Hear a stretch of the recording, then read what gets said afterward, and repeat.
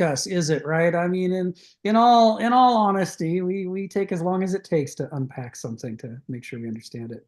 Um, I've been since last week, I've been thinking about the point of entry for study, or how are we going to grapple with the medieval worldview.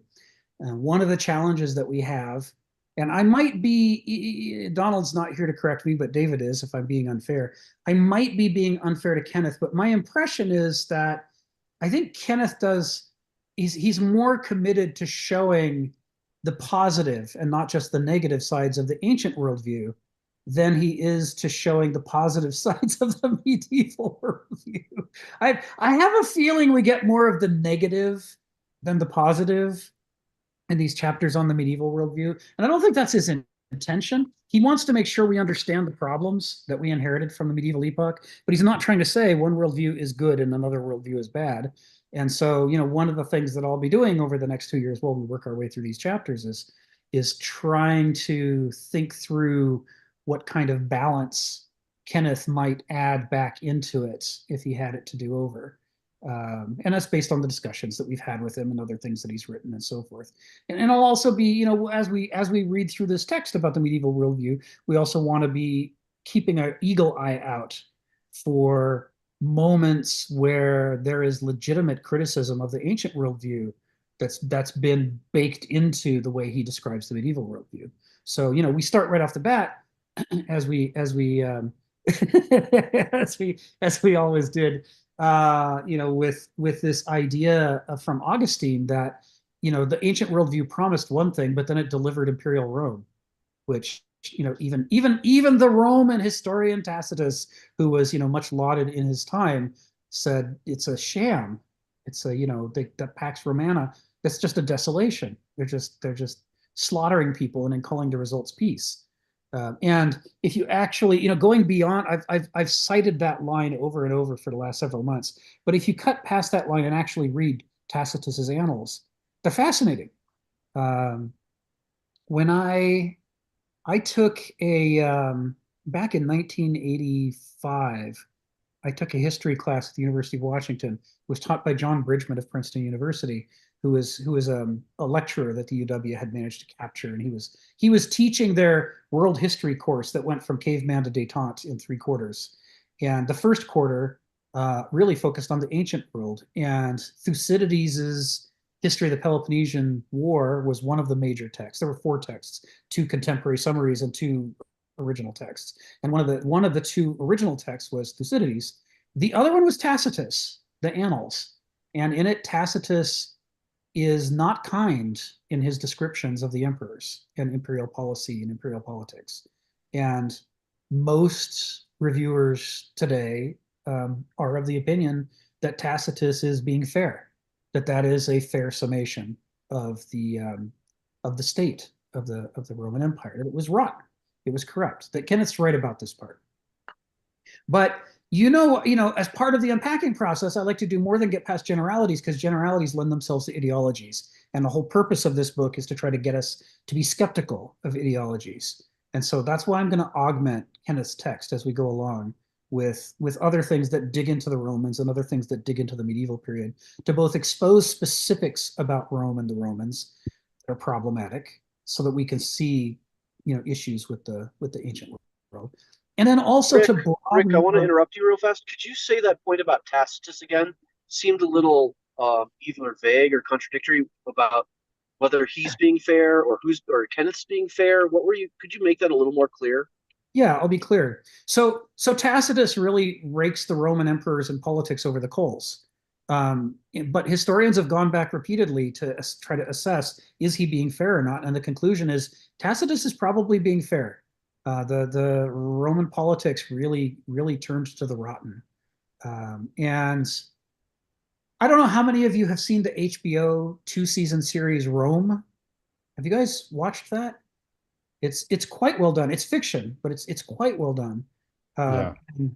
it gives you a real sense of how even figures that today we admire, once you actually look at what they did, they come across considerably less admirable. They come across more charismatic than admirable, like Julius Caesar, is seeming sometimes he seems to be coming out against corruption and trying to put Rome back on its feet, and other times he seems to be just doing power grabs and protecting his own coalition. And there is a sort of mendacity and dishonesty, even to oneself, baked into not just imperial but pre-imperial politics in Rome.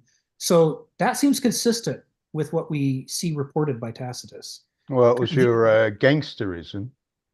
gangsterism, that's what Kenneth calls That was that series. That principle was the authorities were gangsters, it. and the hero himself becomes a gangster. Yes. Yes. That's right. It comes across very well in that series. The other thing I was just reading about this morning that kind of plays into this is as part of I mentioned that I'm studying Latin. I'm trying to, and when I say I'm studying, I'm at the very beginning, the first few chapters of Familia Romana, and I've read a lot of supporting material. But um, one of the things I was looking at today is the evolution of the Latin language over time and how different scholars have attempted to summarize the changes in grammar and vocabulary and diction. And it's interesting because it lines up with Tacitus's observations that the Rome, to this day, and for the last 2,000 years, people have basically pointed to Cicero as the high point of classical Latin style and writing and grammar. He's considered definitive. And even shortly after his death, people were already saying, "Wow, that was some serious Latin right there. That's as good as it gets." But so there's a classical period that lasts until about 200, and then after that, there's sort of a late Latin period that's starting to get corrupted. And by the time you get to medieval Latin, you get people who are no longer fluent, who are just using it ritualistically, and the vocabulary and grammar begin to fall apart. This critique of medieval Latin arose during the Renaissance when Petrarch rediscovered original works of Latin and basically launched the whole movement of the Renaissance, saying we should go back to the classical authors and study the Greeks and study the Romans and see what they had to say, because what's come down to us from the last 2,000 years is a mess.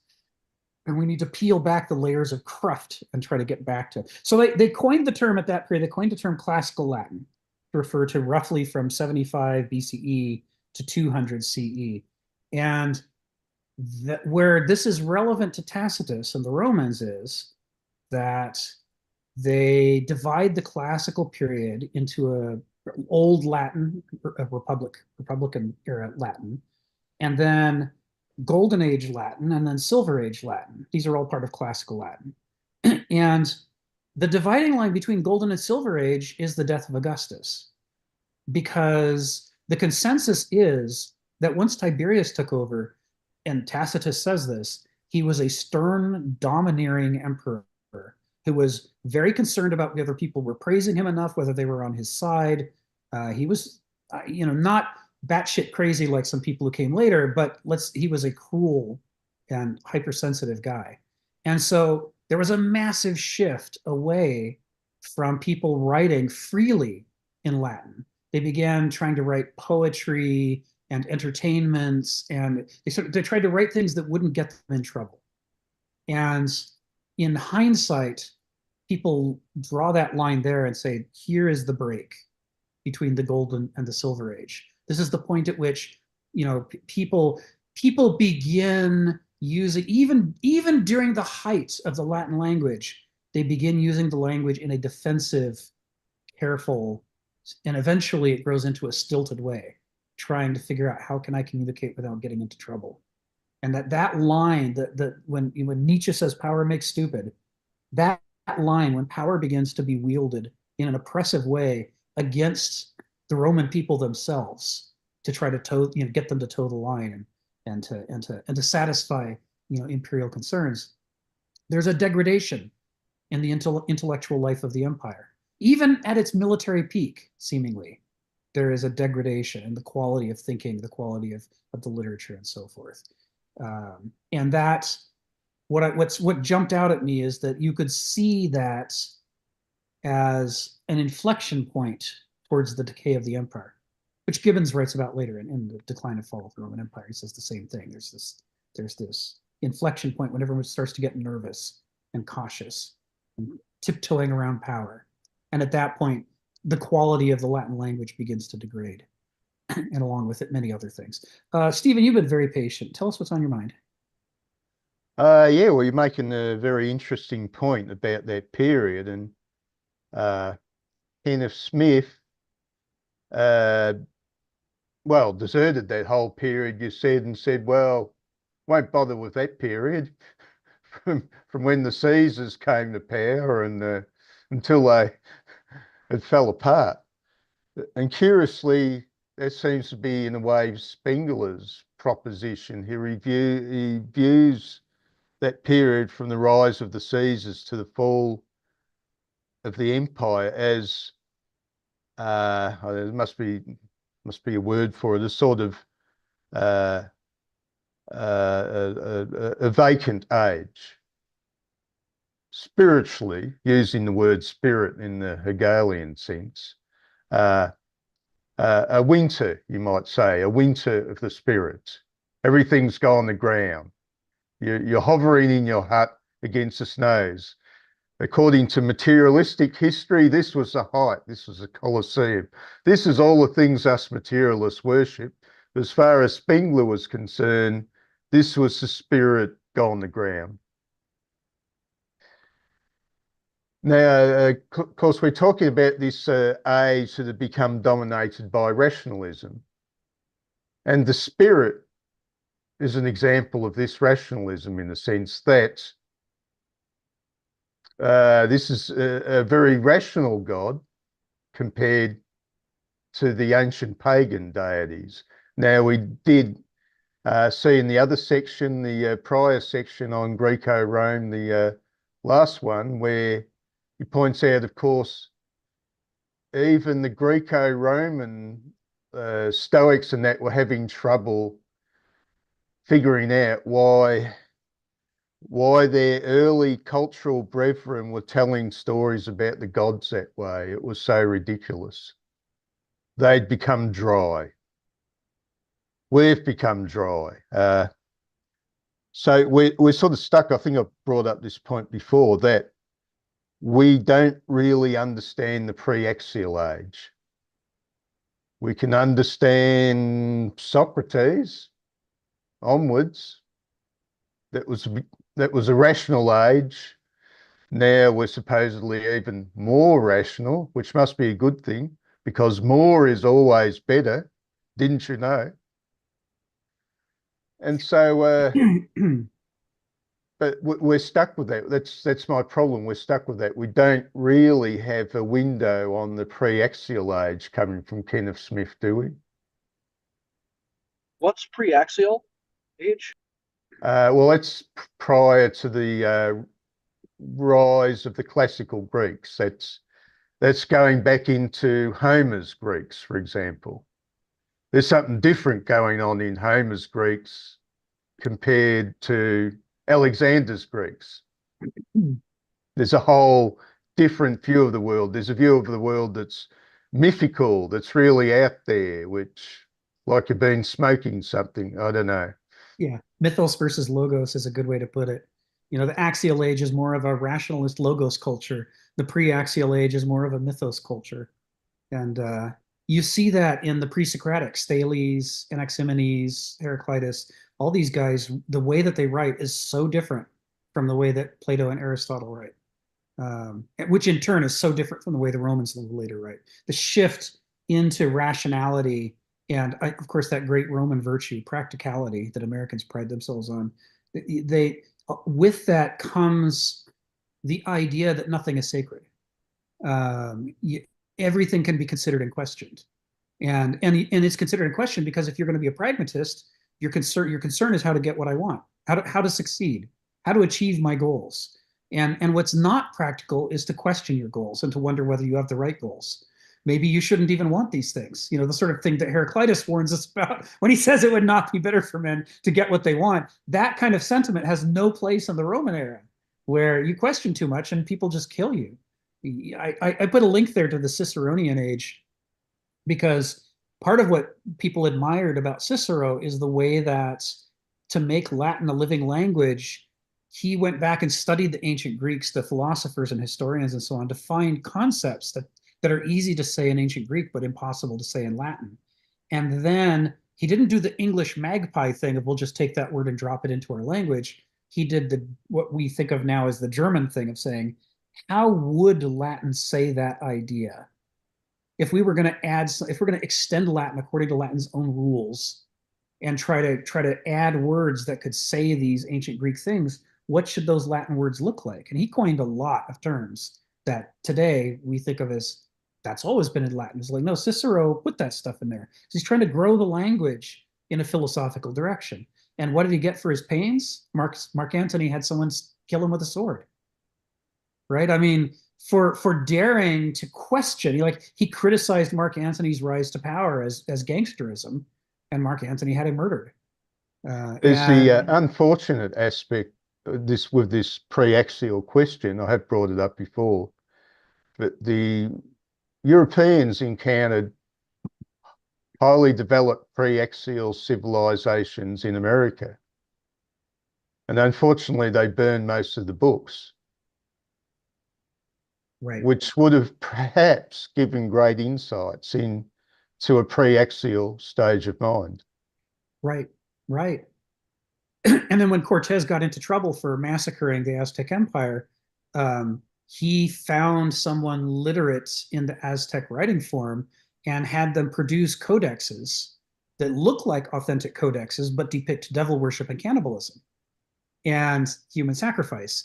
And they're now pretty much nobody believes those are legitimate testimonies of what the Aztec Empire was like. The cannibalism in particular, we're pretty sure is absolutely false. Devil worship was absolutely false. But Cortez is creating these simulacra to send back home to try to justify, oh, it was an empire of the devil. I had to slaughter them because otherwise the devil would rule the world. And he managed to give the authorities, especially the religious authorities back in Europe, pause.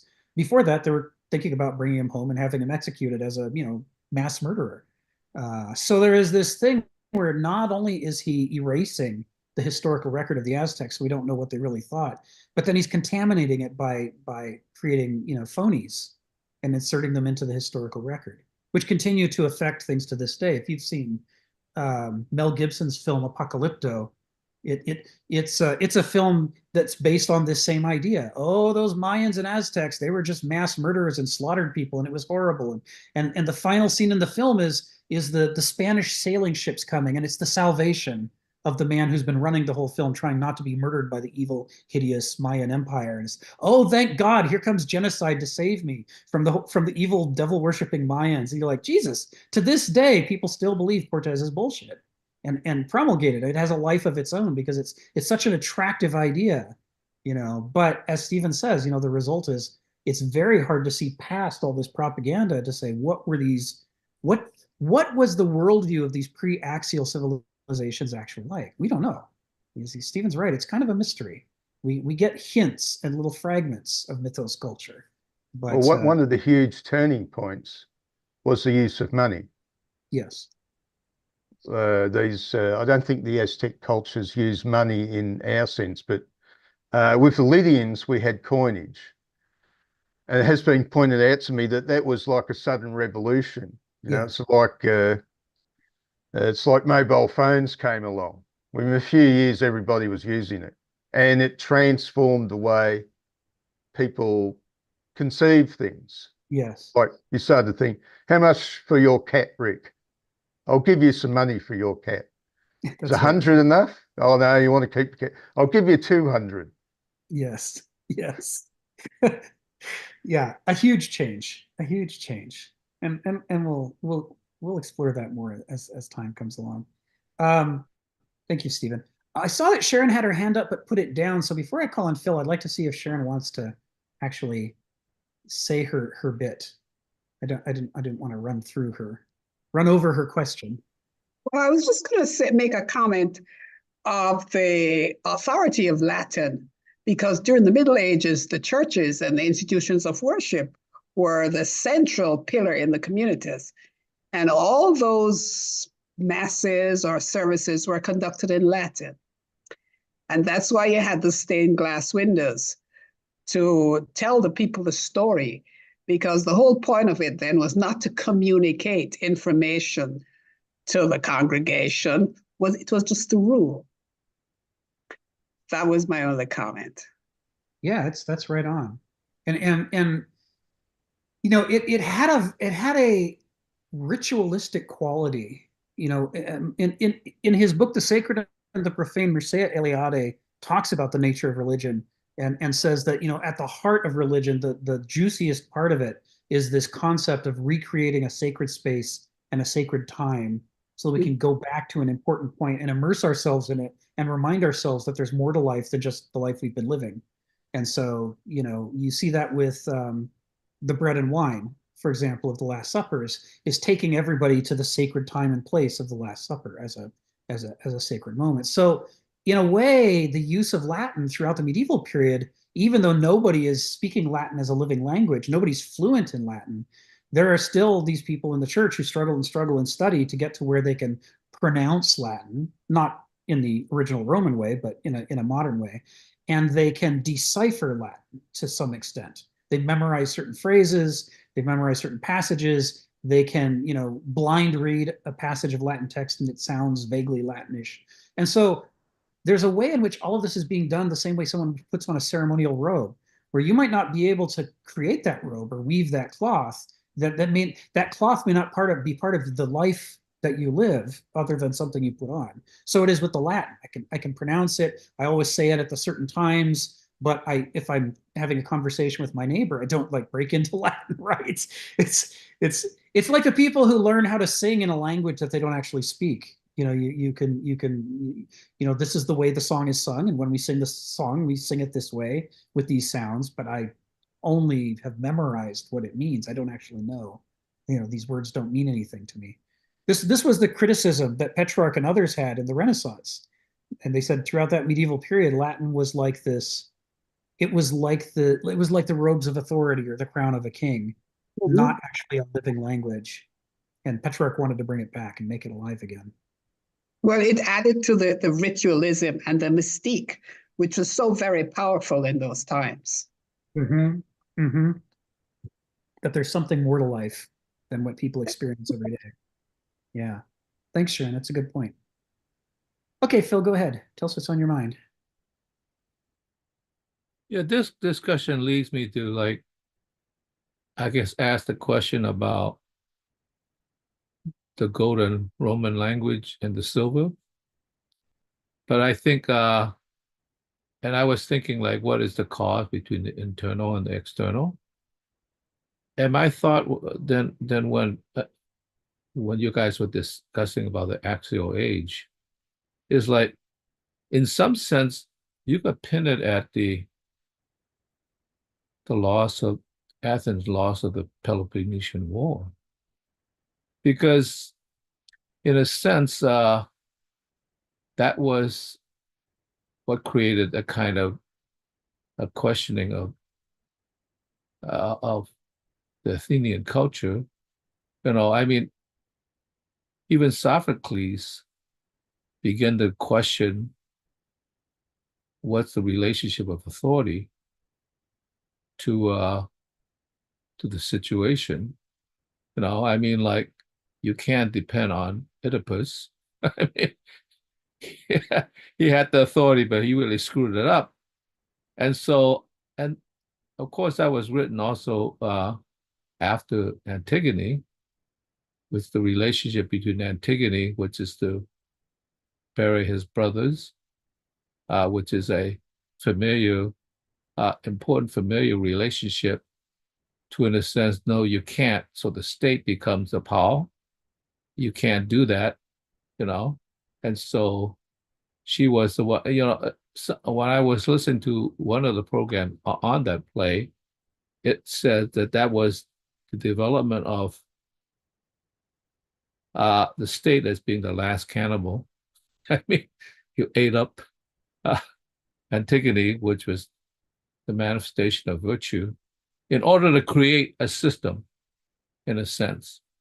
And then I thought of Plato. You know, Plato at that time was, in a sense, to develop this logos, this rational structure, in order to, in a sense,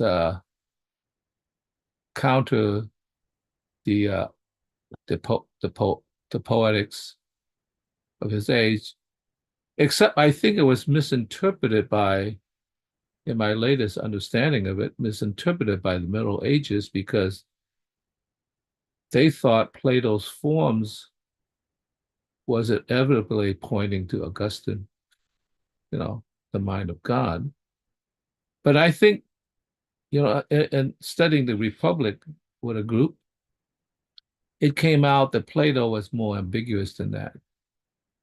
Because while he criticized it and developed, the myth of the cave and, the divider line and all that, as implying that ascent from, I guess, sensation and shadows to a kind of a real structural relationship.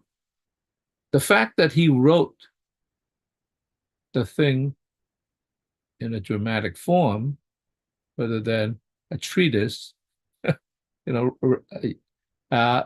in prose rather than in poetry, means that he was either hedging his bet by not offending the authorities, that's one possibility, or else he was treading on the divided line itself.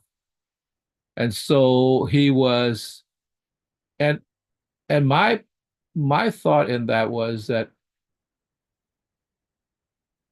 we see the Republic as a kind of authoritative structure, but because it's so convoluted, and I mean, nobody really understands it, and maybe it was just a preamble to the real situation, which means that you have to go to academy to actually siphon out and discuss the details of it. And so therefore, we don't really know what happened in the academy, which is what truly happened in the forms.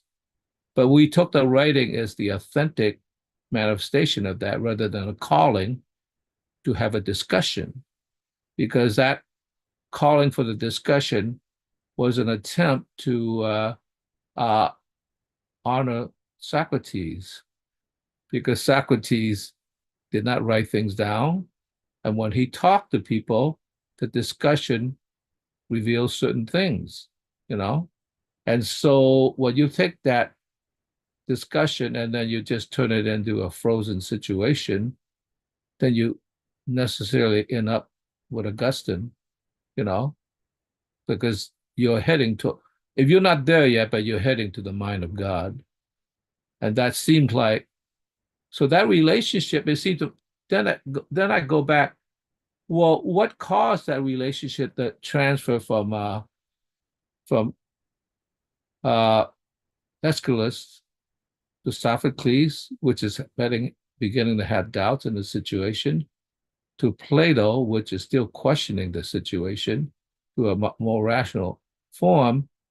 Was it that Greek society therefore changed and therefore it manifests this concept?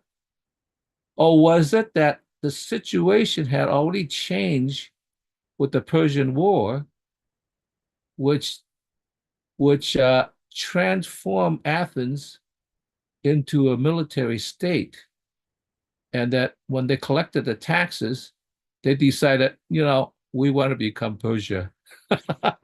I mean, what caused it? Was it the situation that causes the conceptual social change?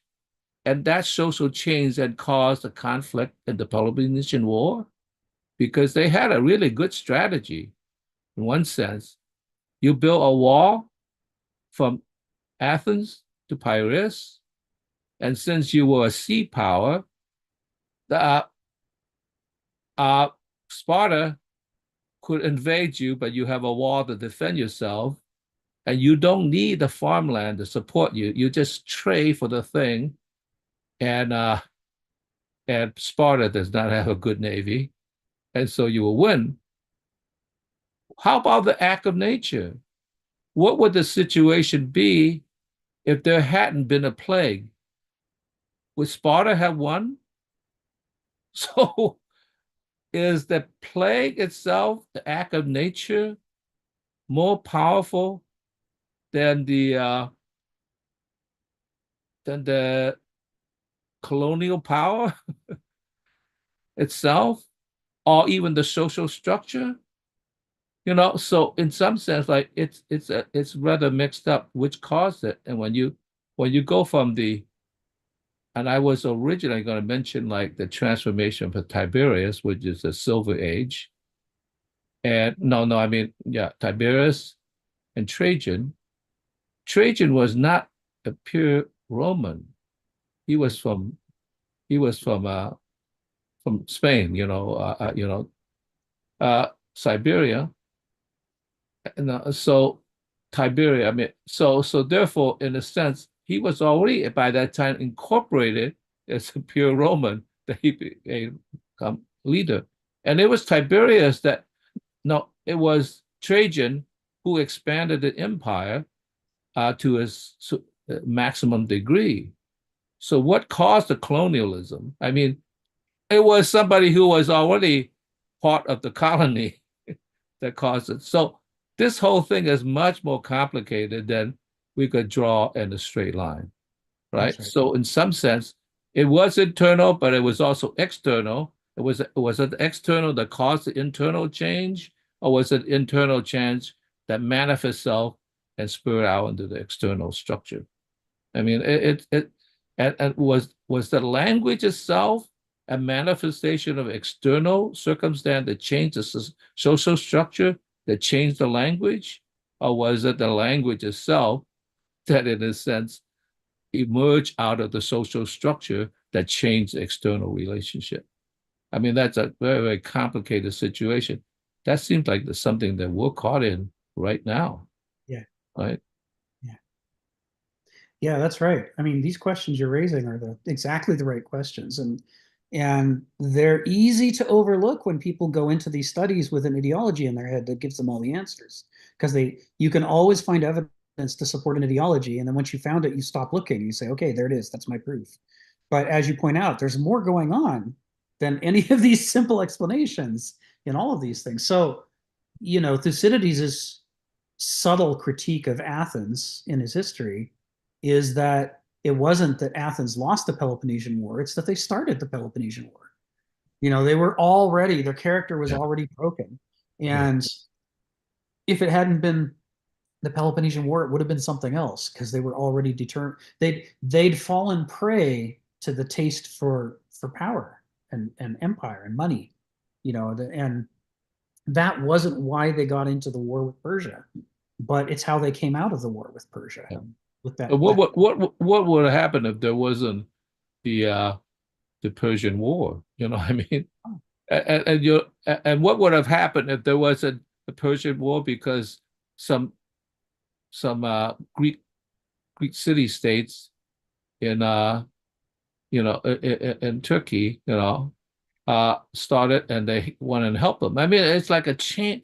It's a causal chain that you have to go back and what actually was the original spring of the Mississippi River. Yeah, and it's endemic to the ancient worldview, given the polytheism, given their appreciation that nature is not just what we see at the surface, but is all these conflicting forces under the surface that create the surface phenomena. And this really encouraged high tolerance for complexity in the world, and recognizing that it's okay if we don't have any pat simple answers for things, because nature is far more complex than it seems to be, and it's okay for us to say, well, that's how it is. We're not going to know all the answers. But boy, with power comes willfulness. Noesis wants to have an answer because it wants to make a plan, and the plan has to be based on something simple and straightforward. So that the exercise of power goes hand in hand with a taste for simple solutions and simple answers. And you see that with Athens deciding that the only problem is that y'all want to break away, and if you didn't want to break away, we'd be fine. So we'll just fight a war to keep you from breaking away. The end. And of course, it completely overlooks the whole, but why should they be obeying you anyway, Athens? That wasn't what you fought the Persian War for, to create this circumstance. You've lost your way. You've forgotten why you did this. It's the one of the things about Power Makes Stupid that I've been rolling over in my head this weekend is the way that it doesn't just make the wielder of power stupid. It does do that for the reasons we've talked about before. But once the wielder of power begins to wield the power in stupid ways to try to get shortcut solutions to the things that they want, everybody else is forced to react. If someone points a gun at you, you're forced to react. You can't just pretend there's not a gun there. Your life hangs in the balance. And so abruptly, all the subtlety and nuance and intelligence and creativity that you were bringing to life a moment before is dropped down to a zero-dimensional point. Life or death. These are your choices. There's not only is there not multiple dimensions, there's not even one dimension. There's nothing between. You're either going to survive this or you're not. And you'd really prefer it be yes. So you see this with Tiberius cracking down on the intellectual culture of Rome. So all of a sudden, the entire empire gets more stupid because intelligence requires the ability to have creative thought and communication where you explore things and take risks. But with Tiberius as emperor, the last thing in the world you want to do is take risks. Taking a risk could mean being dead. And I think that it's not just the things that Tiberius did, but it's the example of Cicero being executed before that. It demonstrates that you can be the best and the brightest and the most admired intellectual in all of Roman history, and still some asshole with a sword could just take you out. And so the feeling, the willingness to be risk taking goes way down. I mean, because you've got the actual quote living example of what can happen to you if you rock the boat. I saw this happen in the VA. As the VA left its creative period behind and began to centralize and laid down policy after policy after policy, focusing on obedience. You have to do this, you have to do that, you have to don't get in trouble, just follow the rules. People even very intelligent people began engaging in increasingly stupid behavior. And the stupid behavior was, I'll do as the Romans do when in Rome, right? I'll follow these policies because I still have 3 years and 2 months until my retirement. And if I disrupt that retirement, then what's going to happen to me in my old age? I won't make it. So I have to lower my ambitions, lower my creativity, lower my willingness to confront problems, and just figure out how to make it. Tick tock through that clock that gets me to the finish line when I can be free after I retire. And so you get this phenomenon where a lot of smart VA people become a whole lot more creative and outspoken after they retire, and nobody can take away, their sustainment for old age. You got to think that that's a metaphor for what happened in Rome under Tiberius and the following emperors. It's like became people's real hearts and their dreams, the things that they wanted to confront and explore. They had to put them in a box and wait until it was safe. And if it was never safe, then that never became part of the intellectual life or culture of the Roman Empire. So that was one thing I was thinking about, is that power makes stupid things. That's certainly part of what we're talking about in both in the inflection of Athens before the Persian War to Athens after the Persian War. We see that. And we also see it in the inflection from the golden age of Latin to the silver age of Latin, with everybody trying not to get in trouble under Tiberius and the subsequent emperors. Oh, hello. Joe, come off mute. Tell us what's on your mind. Yeah, I mean, it is actually interesting because I have thought a little bit about this in terms of, kind of power structures and actually the use of that power in order to dictate the meaning of words. So in many ways, it's kind of where you are trying to get people to see the world a specific way. And so that you obscure reality in a way that is actually, it's where things are no longer clear and you're kind of dictating the values. And this comes back to something that Phil was talking about. Does the language shape the society, or does, the society shape the language, so to speak? And I think it's power structures that are in place that shape the language in order to kind of maintain some degree of control. So what do? Is you reduce the depth and the meaning of the concepts and the words themselves, and limit people's ability to interpret reality as they see it. And so I think that, ultimately this is like we're a power structure, and you can see this very much. One of the things that is often the most contested, you'll see areas is where, the interpretations or the translations of biblical text in particular, that can be of scripture, I should say. And so, what the word means, what's being said at a particular moment in time, and what they want to bring forward now, even to this day, right? So it kind of has a very specific meaning, and this fits into this system, and this is the way of thinking. So it is a very dictatorial type of behavior to kind of start to kind of make the language, as you've talked about in the past, is the idea of making something more practical, to the point where it kind of loses its underlying meaning. And this comes back to whether it be virtue or justice itself. What does it mean, right? And so having this less nuanced understanding, making it moral strength, a moral absolute, versus desiring what is actually excellent or good, is a very big jump, because then it takes on a completely different meaning, and it results in different types of behaviors. So this is where the idea of manliness and virtue gets distorted all the time, right?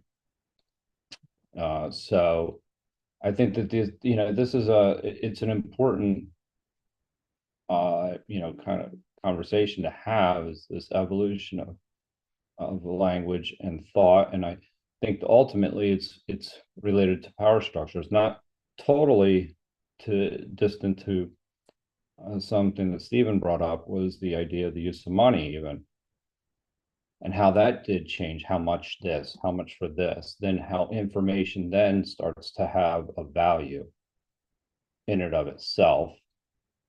And that value is, you're starting to commoditize knowledge. And kind of you're basically obscuring, like, what is information at that point. Information is only seen as in a transactional sense. It's not necessarily seen in a humanistic sense, where you're actually, how do you engage with one another. That's kind of obscured. It's how much you can get out of the next person, or what's it worth, what's it really worth, meaning. So so that it is interesting, because I do think that this ultimately drives a society's values, and these are power structures, as to what you had said a little bit earlier: power makes stupid. Excellent points, Joe. Thank you. Yeah. Sorry, having the kittens out means hearing strange sounds and not knowing what they mean. Yeah, there's some interesting qualities to Roman culture that don't always come across through the translations. And one of them, I read the Wikipedia article about the life of Cicero, because he's a major focus. Cicero, Caesar, and Virgil are three of the kind of touch points for Latin studies. And Caesar, because he's easier to read than Cicero. He makes a nice stepping stone on the way to Cicero. And Virgil, of course, for the Aeneid. So, they break the Golden Age into the Ciceronian period, followed by the Augustan period, when the first emperor is ruling Rome. And it's a pretty hard split. And one of the things that they say that changed is during the earlier classical period, the focus of literature was on oratory.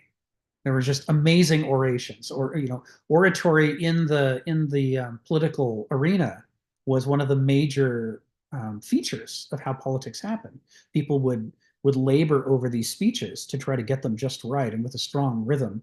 And so it wasn't just speaking at the intellectual level, it was speaking on a sort of rhythmic musical level as well. It's part of what people admire about Cicero's prose. But after Cicero's execution and the rise of Augustus, there's a massive shift from prose to poetry.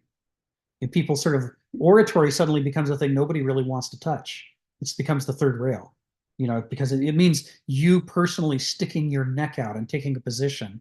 And then if the powers change, well, the next guy might not like you and off with your head. A lot of this was happening during the chaos between Julius Caesar and Augustus, and people learned the lesson. It's like it may be creative and powerful and very virtue oriented and very interesting oration, but it's more trouble than it's worth because it'll get you killed.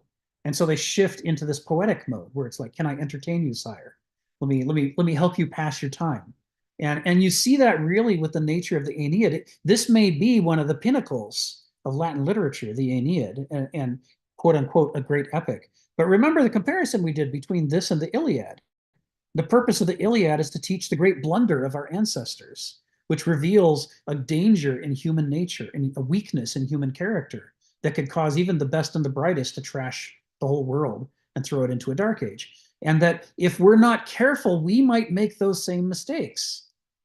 In fact, we will make those same mistakes if we're not very, very diligent and careful. And so we have to avoid that. That's worth making an epic about, to warn civilization of this. I think of it like this, in an alcoholic family, like the one I grew up in, there's a huge change from the period in which nobody talks about the alcoholism to the period when we can admit it. And when we can admit it and becomes part of our family culture, then alcoholism may remain one of the pillars of the character of our family, but it can stop being an active practice. And instead, it can become the third rail we all know about. We're all aware of it. We're all careful, and we all work around it to avoid, becoming a slave to the bottle again, the way that we used to be, for decades in our family. So, this is one of those things about if you've got a liability of character, the only safe path forward is to make that a feature of your self-image. It's why AA has you say, yes, I'm an alcoholic. I'm an alcoholic. It's fundamental to I don't ever have to take another drink, and I will always still be an alcoholic, because knowing that I can compensate for it. But if I don't know it, or worse, if I lie to myself or others about it, then I just set myself up for tragedy, to destroy myself. So I think about what the Greeks are trying to do in the Iliad and the Odyssey is similar. They're saying, wow, we look at our own history and we've discovered a major horrible thing in our character as a people. We don't know if all people have this problem or just the Greeks, but we're Greeks. We have this problem. Look at our best and brightest and the catastrophe they made. If we're not careful, that will happen to us. So we need to make it front and center, a core pillar of our culture as Hellenes, that all Hellenes will know this about themselves. We have this predisposition to self-destruction through hubris, through overreach. And if we know that and can say it and admit it, then it doesn't have to rule us. But if we lie about it and cover it up, or God help us, we're just ignorant about it, then our lives are going to be defined by the endless series of disasters that result from just blundering into the hubris over and over. So you think, okay, now that's worthy of an epic. They're redefining themselves around this danger. Of course, that should be an epic for civilization. So what did Virgil write an epic about? Well, Augustus didn't care for the stupid story of Romulus and Remus. Well, these two brothers, and one of them kills the other, and they're from a famous line of bandits, and that's where Rome comes from? I'm Augustus. I'm the most powerful man in the world. I don't want to come from bandits and brother slayer. I want a noble history. And so Virgil says, okay, let's rewrite our own history.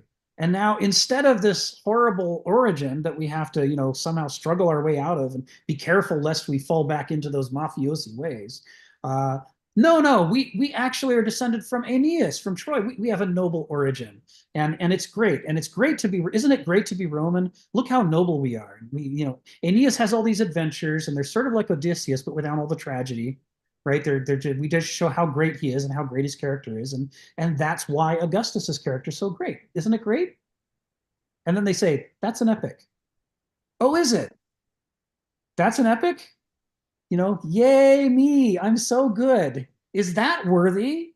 Should that be called an epic? Or is it just aping the outward form of an epic? The hexameter of the lines, very carefully, diligently crafted language. Every line has the right kind of rhythm to it, blah, blah, blah.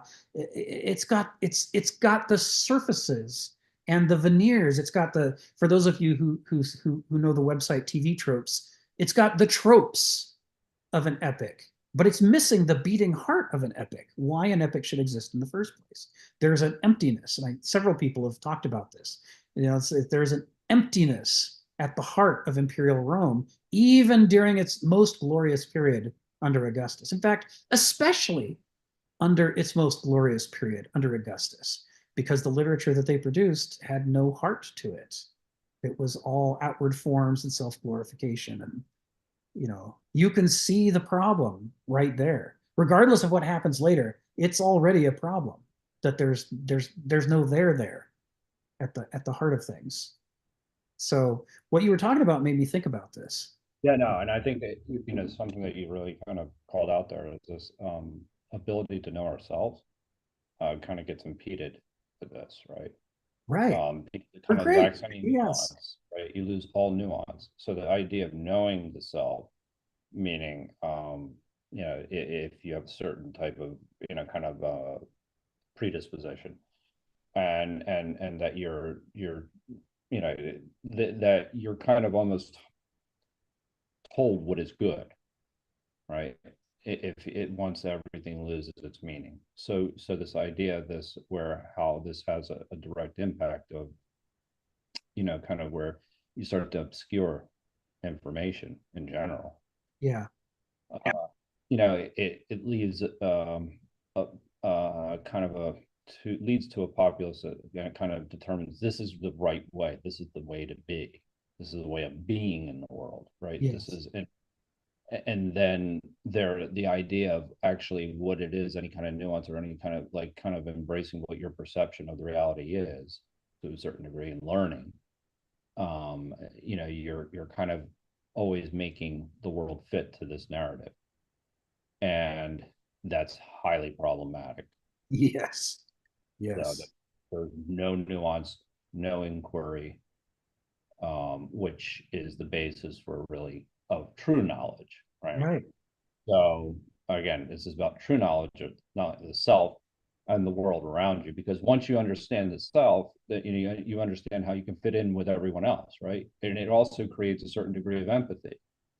But that empathy and all that is lost once the obscurity kind of comes in, and you're kind of dictated as to what words and language and the meaning.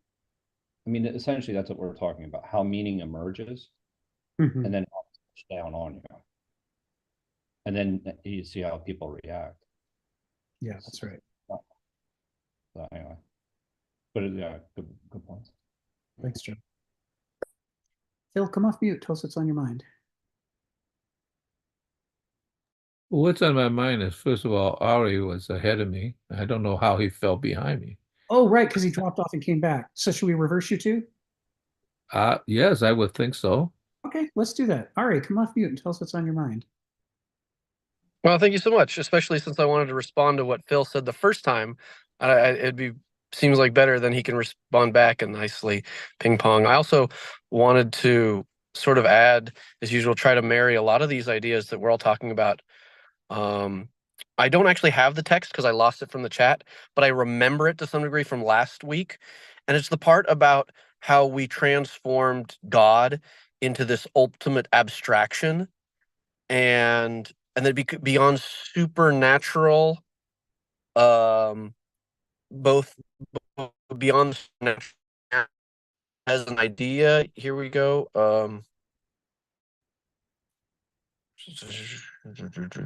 Maybe Maybe I won't be able to find it so quickly while I speak, but it was this idea that that God becomes something of a pure abstraction that you can just have a pure logos to, and that it's no longer a mythos that you experience. And I wanted to sort of bring up, I think it's almost a hypothesis that maybe Kenneth Smith is saying, but we've definitely been saying in previous meetings, this relationship between transitioning away from mythos to logos. And logos is kind of like centralizing the power and creating more certainty, as Joe was saying. It's sort of narrowing the information to fit into your current filters. And to some degree, this is what I think we were talking about to some degree with the idea of Latin changing from a golden age language to a silver age, or just a decline in general, that it's no longer being used as a creative tool, but a tool of domination and conformity, and a lack of ultimately liberty or freedom. And something that Joe, I don't know if he realized, he smuggled it in there very beautifully. There ultimately seems to be a relationship between the freedom of language and the robustness of language and the meaning that is able to be derived from that language, that we're sacrificing meaning in giving up and gaining power in general, and that what's happening with the logos, and I wanted to relate this to some degree very much what's happening in our own time and see if it's a reflection of what's happening there as well. And again, this idea that maybe the ultimate logos of God was a way of really destroying the mythos of the past as a technology, as an information upgrade, as an information technology revolution between the medieval period and the ancient period, that people were universally able to just purely abstract God almost as an opiate that you could relate to and then connect to in this way. And at the same time, you lose your access to the language that actually describes this God. So it becomes very about control and domination. And it reminds me very much of a principle that I learned in business school and in business in general, something we were supposed to be careful of, which is terribly a big disease, which is called groupthink. That when you're having business meetings, it's to some degree, which I think you were describing with the VA, this death of creativity, because people are afraid of stepping out of line, as opposed to their being able to posit something of value that could be considered will get them forward moving. Putting something that's outside of the boundary is actually a big no-no. And this generally makes sense if you're in a group of people that are sort of deciding your fate as whether you're going to be a part of the company and whether you want to be put into a position of power. They're going to see, are you towing the party line, so to speak, or are you going to be causing trouble? And this false dichotomy, as opposed to like, let's examine reality and see if we can come up with better solutions, the language is no longer serving that tool. And the language itself seems to die. And the next part I want to break to this is also the relationship in, I actually don't know how long, but at least for 20, 30 years, in academia, I left academia for the exact reason that positing new valuable ideas was not acceptable in terms of peer review. Peer review is not this idea of you're going to be judged favorably by your peers to see if something that by experts who know the field that don't see, is this worthy of an expert review? Or is it more like, oh no, does this go outside of the lines and therefore we won't allow it to be published? Perfect example is one of a paper that I read, not ultimately in Nature, but in a lesser journal that was rejected by Nature, that was basically on the bias of of of these journals, of how they select the papers, and that they were pretty much completely this paper proved with a very high margin of probability that the papers that are choosing are ones that fit within a very narrow availability of expectations and not having to do with the value of the data itself. And Nature, of course, rejected this paper because it was criticizing Nature, right? And it's just like, oh my God, it makes so much sense.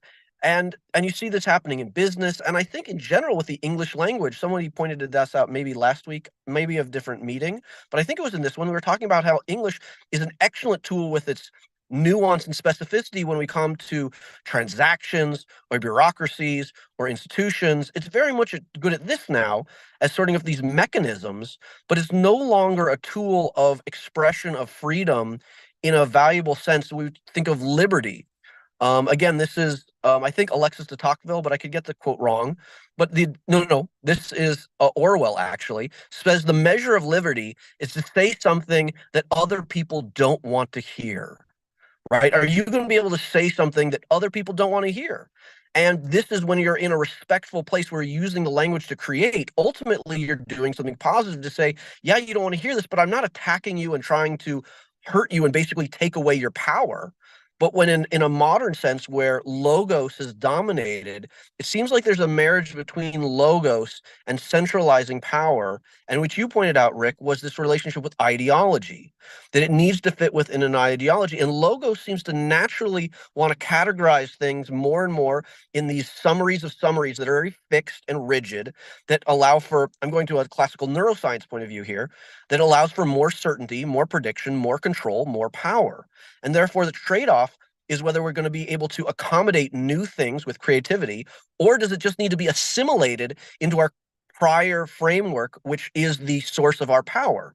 And this gets back to another famous thinker, Piaget, talks about there's two types of being in the world. There's accommodating versus assimilating. Are you just going to assimilate it into your framework, which is like groupthink, or you're going to allow for real learning and as Joe would say, a real discovery of self or an exploration of self, which requires going outside of these areas on purpose to then hold them as a mirror against your own models to say, do our models need to be updated? And the better you can update, the better you learn. And it would seem like there's a relationship between power and a rejection of learning based on transforming these languages from being robust to this like golden age of creativity in such to being really diminished to being a tool of conformity. And lastly, I'd like to end with the thought, or more of a question, of how did this launch the medieval era in terms of a power that dominated it over the ancient worldview, but like a terrible cost? I don't see another metaphor, but there's an idea in Harry Potter. There's this idea of drinking the unicorn blood allows you to live on, but at the expense of living a cursed life. And I feel like the way that the medieval Terra took on power, and power does this in general, is it's a unicorn's blood, that it allows you to live and thrive and have certain amazing powers, but at the loss of everything that you're willing to live for. And it destroys meaning. And somehow there was this very attractive, maybe power consolidation. I'm not exactly sure. Kenneth is going to hopefully reveal to us, as you would say, in the next couple of years, what's going on in terms of the appeal or the natural. I don't necessarily believe in the conspiracy theory. This is a top down, some guy decided it. I feel like it's a much more natural process, that this was very appealing and just worked. And therefore people used it, but they didn't realize how it was a short-term gain for a certain type of trade-off with a long-term sacrifice. And ultimately that led you to a recycling or going through the same problems that the ancient era had, which was, you said good character leads to good leadership, and we have terrible leadership. We say listening to God is supposed to lead us to good leadership. We don't have good leadership either, right? So it sort of fulfilled its own destiny, self-fulfilling prophecy, by taking on, again, something that launches you with certain powers, but ultimately limits your ability to sustain yourself.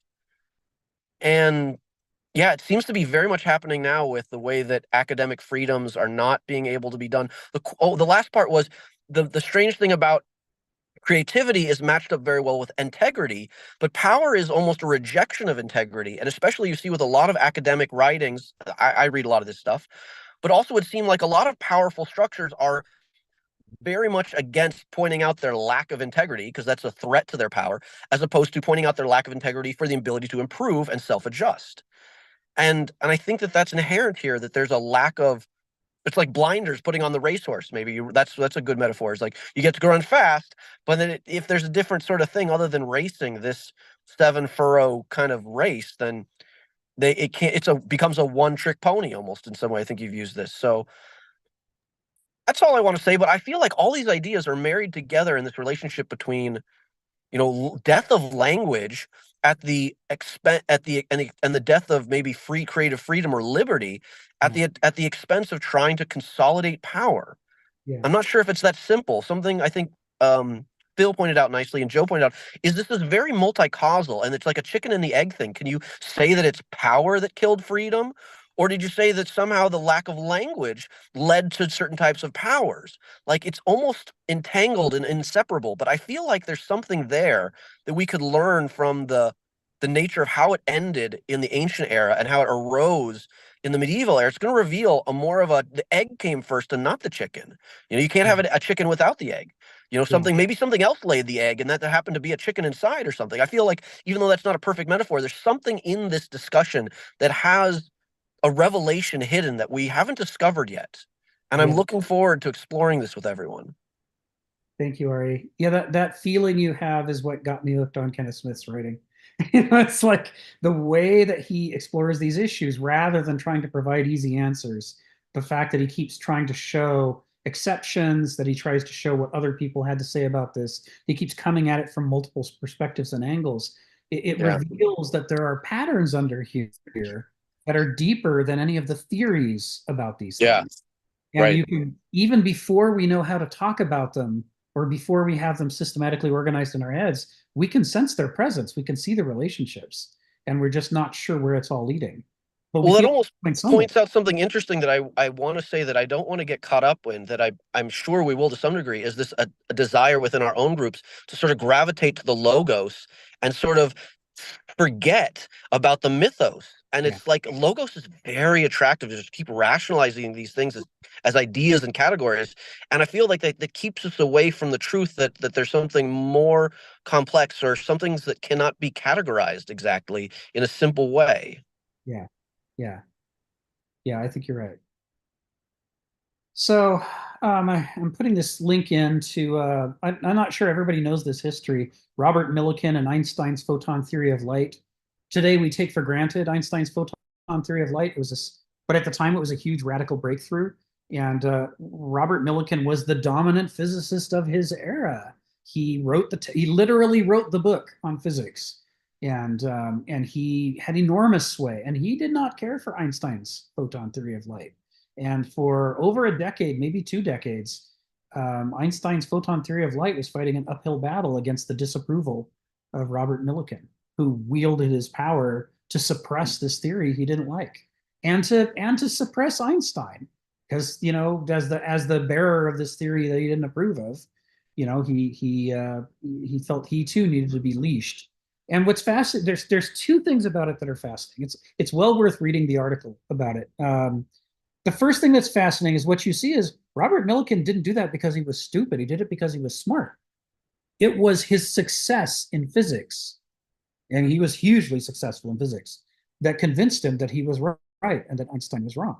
If he'd been a blunderer, if he'd been stupid, he never would have thought of taking on Einstein. And if he'd been a blunderer, a failure, he never would have thought of chastising Einstein. But it's because it is his success that set up his failure in being in opposition to the truth.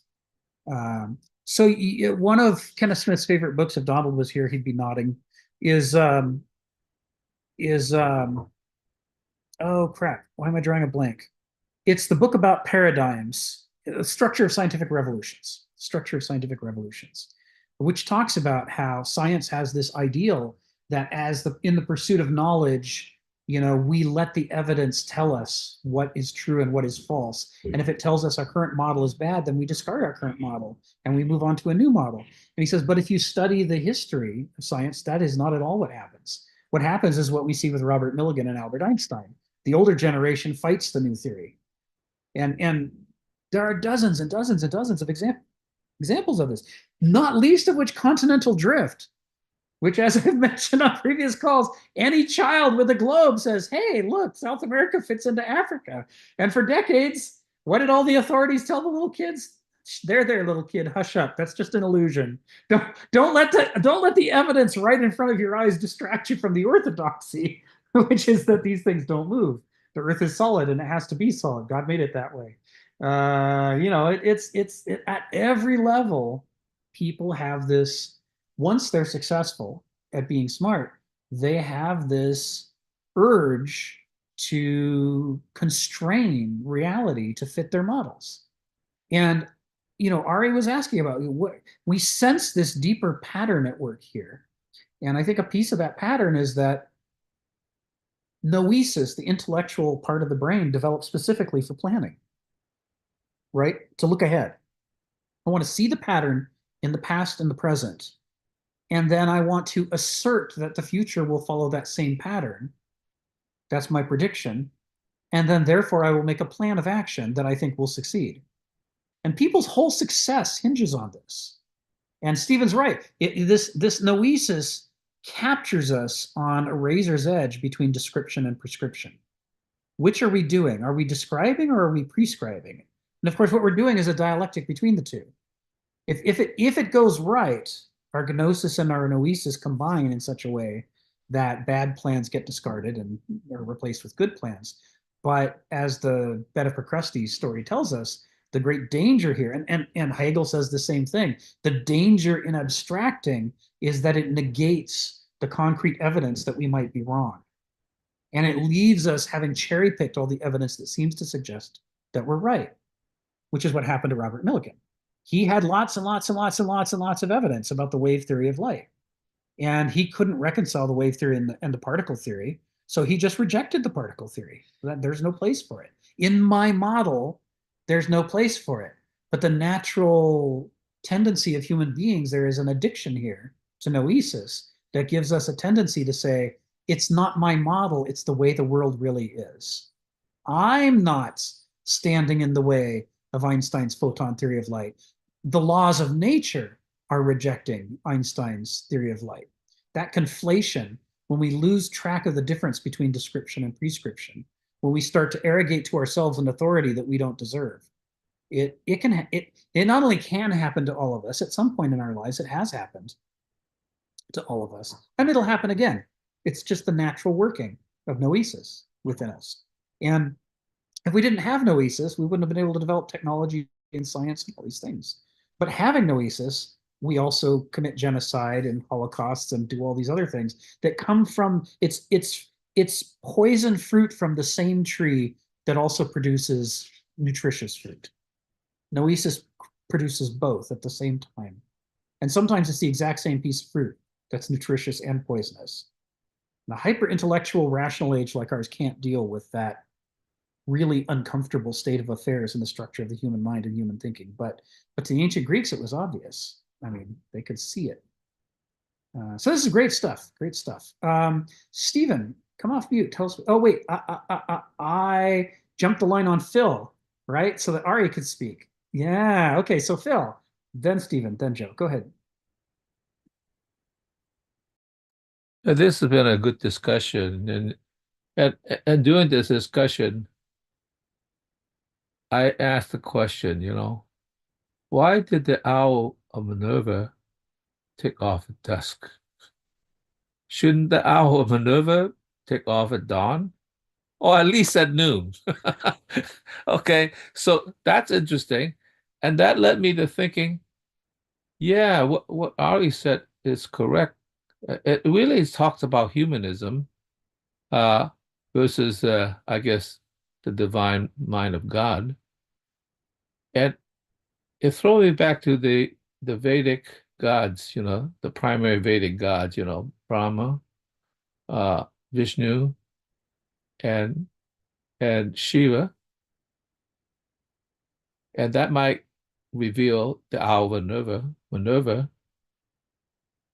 Brahma created the universe, of course, and Vishnu was very important. He sustained the universe. And only after it's falling apart does Shiva, who really ushered in the hour of Minerva to take flight at dusk when it's in, so the creative forces could take place again. So in some sense, maybe that's the relationship of, let's say, human knowledge to divine knowledge.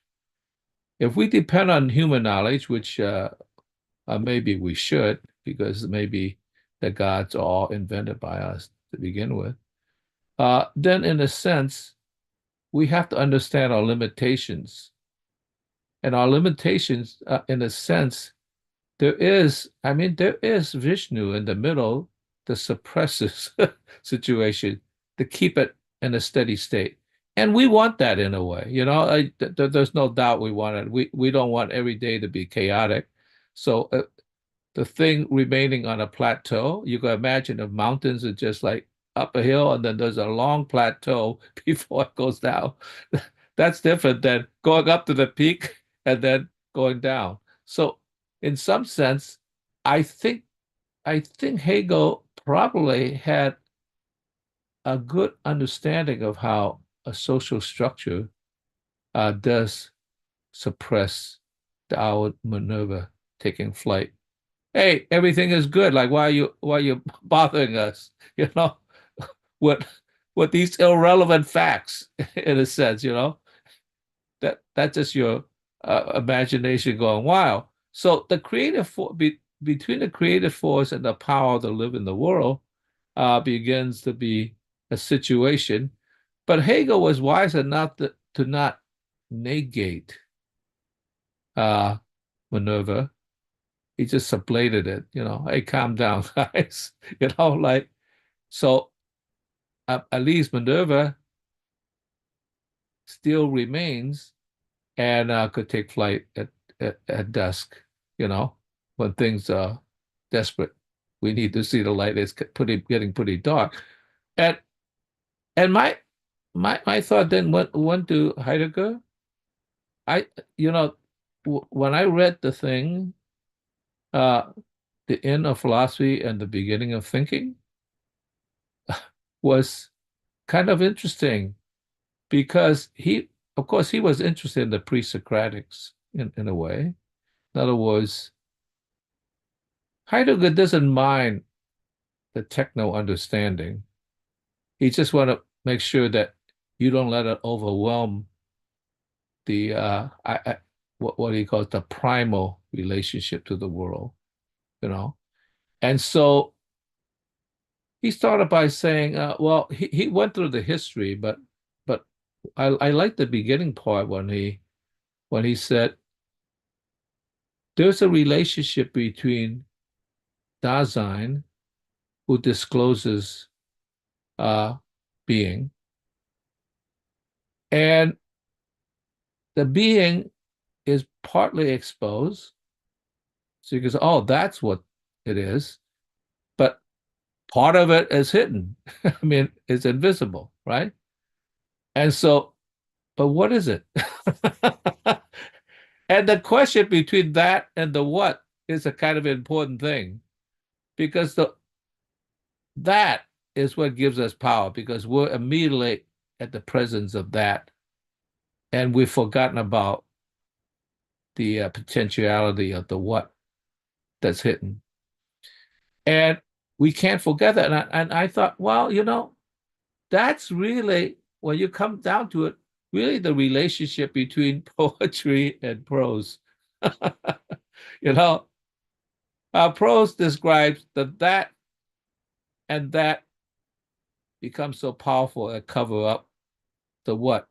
You could just forget about the what because, we eliminate it. We've negated that from possibilities. And you can still grow as long as you stay on the path of that. That's what it is. But unfortunately, when you forget the what, you've forgotten, well, at least 50%, if not a hell of a lot more, of what might come more. So you have to always remember that, at least I believe, the what, the question, is more fundamental than the answer. The answer gives you a partial truth, and it's okay. I mean, you could take that and take it to the bank or whatever, to the seed corn and plant it, and it'll work. But there's always what more could there be? If you eliminate that, it's just like, just keep growing corn and we're doing whatever. I think you eliminated all the possibilities. And I think that's why you have to wait till, that no longer works. And then, like people are starving. Then you say, well, let's question that. So let's let the hour fly now in the evening so that we could at least discover what it could be for an answer. I think that relationship between the power to be and the power that could be is kind of an important. And that's why creativity shouldn't be overlooked, because it's asking the what rather than the that. We already know that. Like, stop bothering me with that, because I know that. No problem. So I think that balance is kind of important. And it really brings it down to the human level. In other words, if we had divine wisdom, we wouldn't have to ask the question. We just know. Mm-hmm. But what we don't have an infinite mind. We don't know. I mean, so I guess alluring you into like the mind of God is what lights up the mind of man. Seems very alluring. You know, like we could always pray and suddenly enlightenment. God's flashlight is beaming down on our head, and us, oh, I get it. So Yeah. that's a very appealing story. That's it, Phil. Thank you, Phil. Yeah, you know, part of the reason that the Owl of Minerva only takes flight with the fall of night is that during the early period of an epoch, the dominant force is the old world, the old epoch, and all of its corruption, because it's got all the power, right? It may be in a senescent form, but it's got all the money and it's got all the power, it's got all the armies. It's the dominant force in the world. And because it's a dominant force for corruption, because it's the late epoch, the new emerging epoch can't help but be frustrated by it. And you feel like, I want to interject one more thing that I forgot to say. yeah, shoot. So when Homer, well, the myth of the Iliad, I wonder how the Greeks saw it instead of us. When I read it, I could already understand who the virtuous person was, and that was Hector. Not Achilles, not even Odysseus, not Hector. I mean, not Ajax, but Hector. How is it that I know it was Hector, in spite of the fact that he was portrayed as the antagonist rather than the protagonist? How did I know that? I mean, so in other words, did the Greeks know that that's what the story was really about, or were they following Achilles? That's a question that's interesting to know. And you know, I think the Greek later wrote something about meeting Achilles in Hades, you know. And Achilles himself said, if I have to live the life over again, I would choose to be a farmer rather than a hero. I mean, like they didn't read the postscript. I think they thought Achilles was the guy. And I think I maybe they were caught up in the dawn of civilization, or the high noon of civilization. You know, high noon sounds like a good thing. And so they thought that was the way to be virtuous, is to be like Achilles, or maybe, you know, Odysseus, but certainly not Hector. I mean, who wants to die for the good cause? That's what Hector did. And it's kind of interesting. Did Socrates die for his virtues? I mean, like, yeah, that's very interesting. Like, does that mean if you are the antagonist, but a virtuous antagonist at dawn, you have to be ready to die? Mm-hmm. Mm-hmm. And that's a tough decision to ask anybody, right? Mm-hmm. You know, like, well, maybe death is not so bad. Well, you will be tortured before you die too. So I think that's a hard story to tell, to sell to ordinary people, you know? Yeah. But I think what you're seeing in this kind of reevaluation of Hector is the transvaluation that takes place, you know, after the Mycenaean epoch is ending and the new Hellenic period is arising. Maybe in the original Mycenaean epoch, Achilles is the hero because he wins and winners win, and everyone wants to be a sacker of cities, and they get to sack Troy because of Achilles and his battlefield prowess.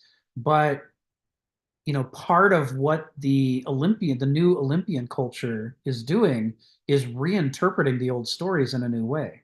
And so Homer puts into specific language this story that everyone thought that they knew.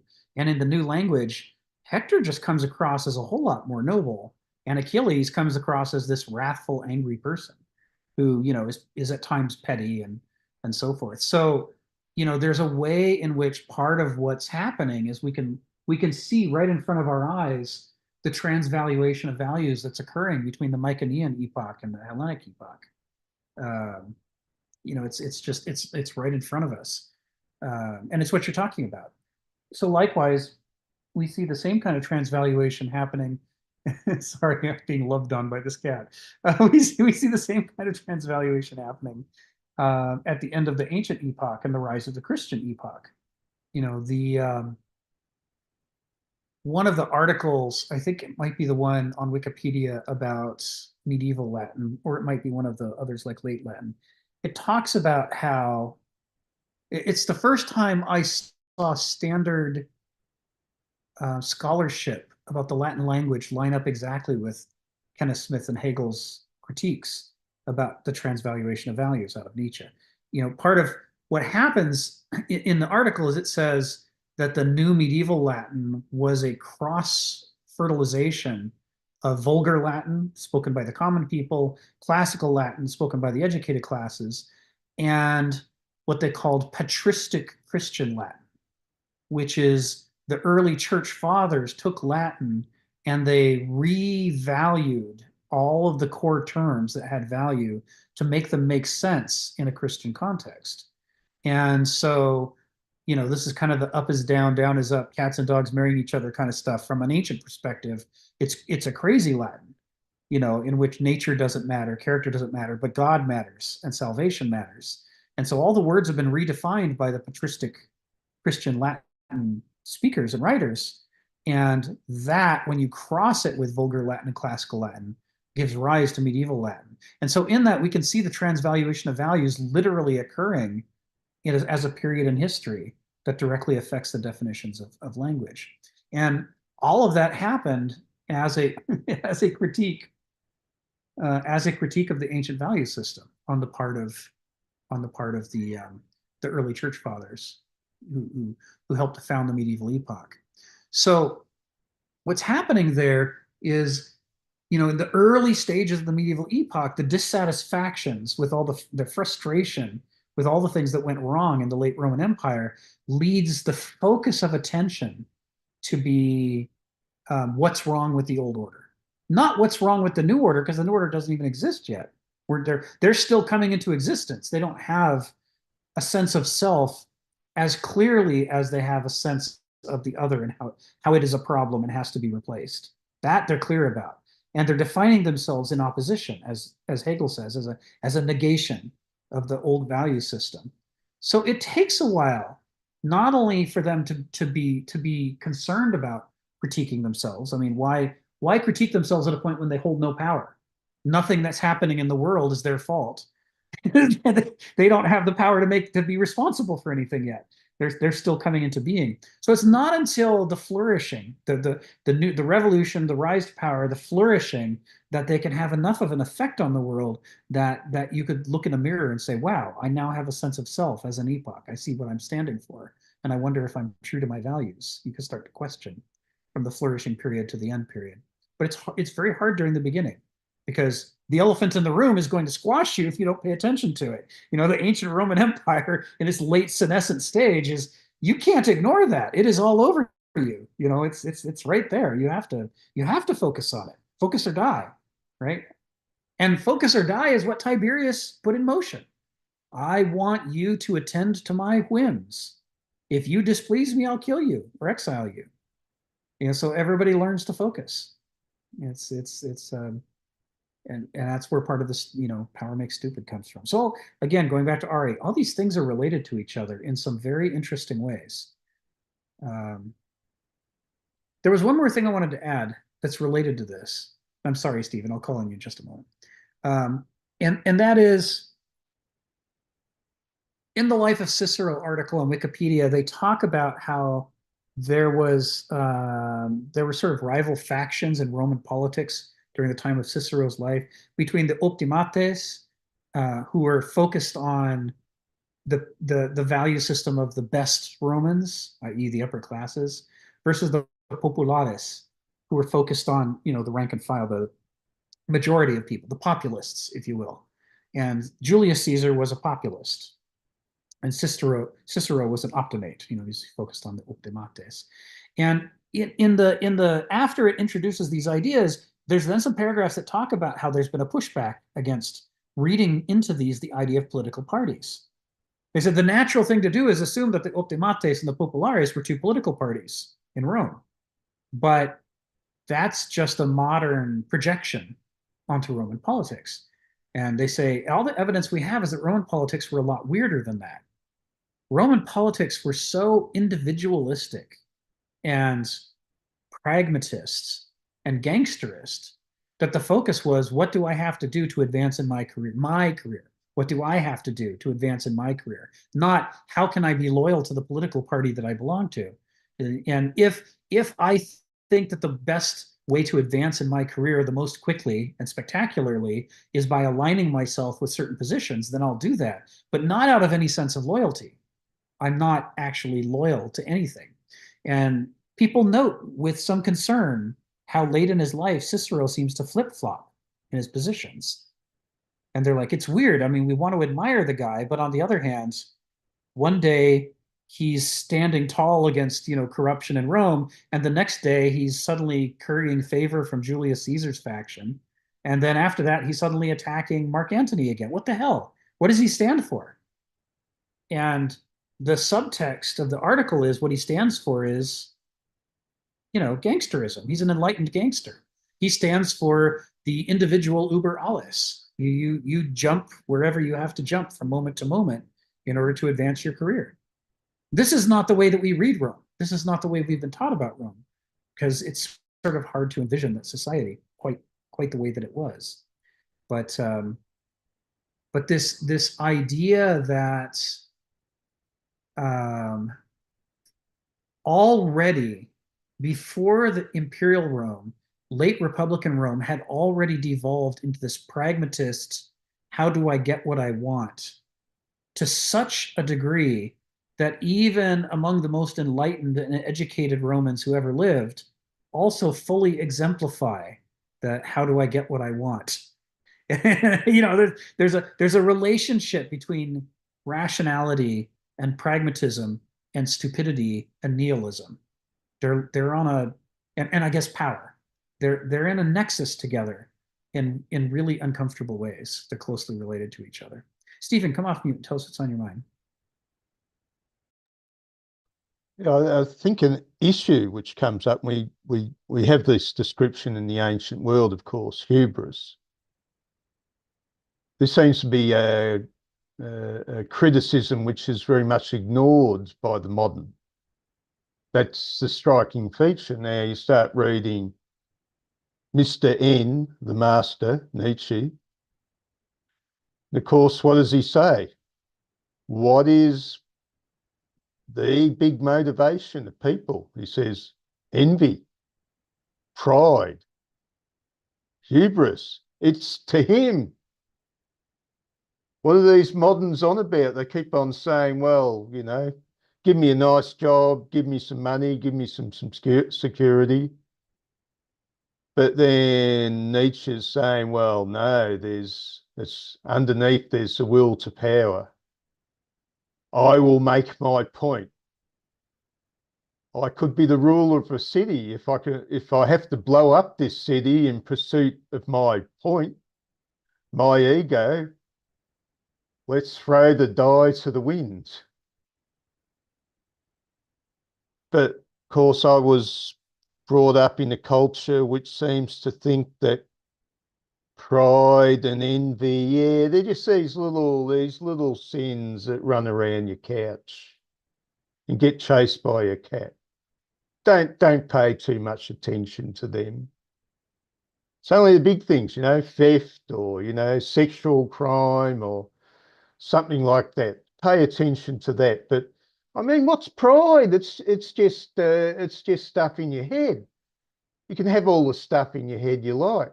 It's only the stuff that's objective that you have to buy that counts. And so the modern culture will refer to ego occasionally. The hippies did. And yet the hippies proved themselves some of the greatest egotists in human history. And this observation was so ready to these ancients. Well, we've learned the lesson time and time again. It's ego and hubris. Watch out. But us moderns, we think we're too sophisticated for the emotion. We think only practical things will tempt us. I was just wondering what you think about that, Rick.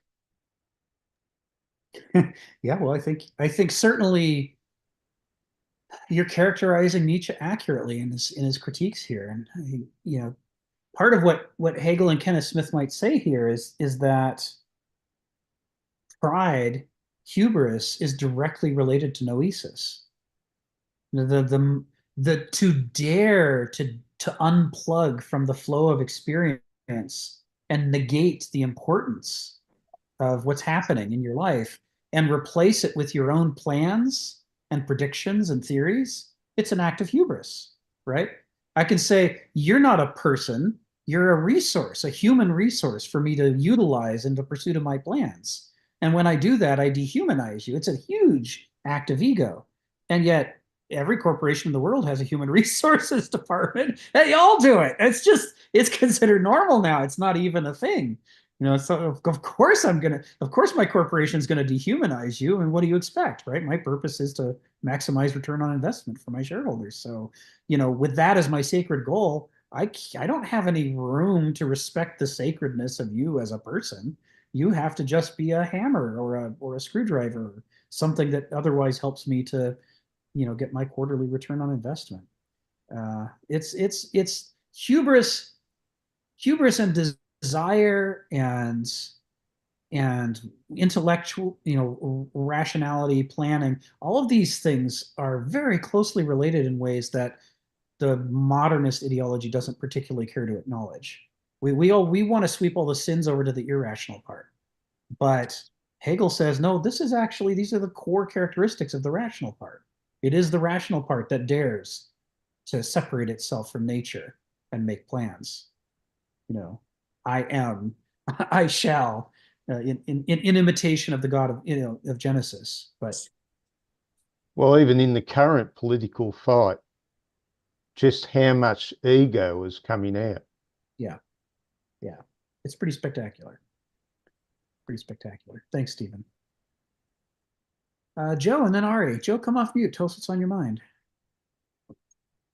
Yeah, I mean, I think that this is, what Kenneth is actually just talking about really quickly is, the idea of the oversimplification aspect of God, and I think Ari had mentioned this as well.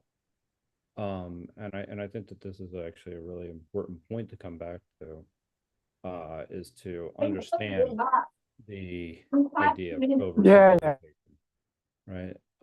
In the sense that you can say, this is what it is, right?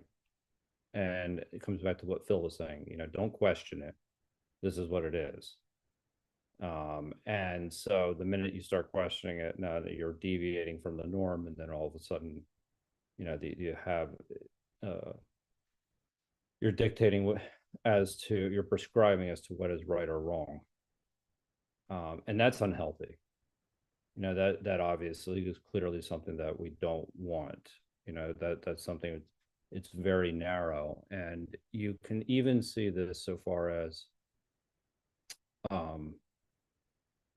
the way even our educational systems are kind of operate, right? Many times people will say, what's your major? Right. And then what are you going to do with that is the next question. And as opposed to, kind of education being traditional kind of liberal arts is like, what is something? What does it mean to live a good life? What can it be? Right. So you're no longer engaging with something in a way that is actually in a healthy way, is this you're learning, right? You're asking questions, you're experiencing the world and kind of questioning the way things, what they are and what they can be. But this comes back to the idea of also, what Ari was talking about a little bit with the idea of what is the journey here between this simple oversimplification of terms that lead into kind of like essentially the power structures. And I would say there's a technical aspect of it. You overvalue the technical aspect of it, and you just get into something like, to say, just like an educational, instead of asking questions as what is something, what can it be, you start to say, this is what it is. Let's just engineer it and let's do it as fast as possible. And let's not necessarily question anything that we're doing. Let's just do it better. And so I think that leads to something where, this it's a simplicity that becomes like it's oversimplifying something that is incredibly complex, which is the fundamental kind of problem. And this happens sometimes, and this is the same thing that happens in language, but it's where you do want, though, in certain cases, an element of simplicity. Because the element of simplicity, in the sense that you say something in the sense that, and I'll give an example, individualism, right? Well, what does that really mean? Now, I know a lot of people will actually react to that in a really negative connotation. They'll say that's awful. And I'm thinking, well, there's a lot of nuance that goes into that, right? Meaning, and there's, and I've talked to this, talked with people about this. There's this American concept where they look at individual in terms of only economic terms, and they say, well, they attribute actually all the success to the individual traits of the actor themselves. And that's unhealthy. It's a very narrow definition that's very unhealthy. But on the flip side of that, individualism is something else. It's actually where individual finds themselves and how they fit into the collective. That's a very healthy way of actually. So having a simplification of individualism is good, just having an idea and then being able to discover. But when you go too narrow, when you start to define what it is, and not be able to question what it is, that's when you start to see these cultures be, these words start to be become so they're mechanistic, and essentially you're being dictated to, as opposed to actually exploring what they are. But this leads back to this whole idea of oversimplification of even like God, right? That this is the one God, this is the God that has all the answers, and that's it.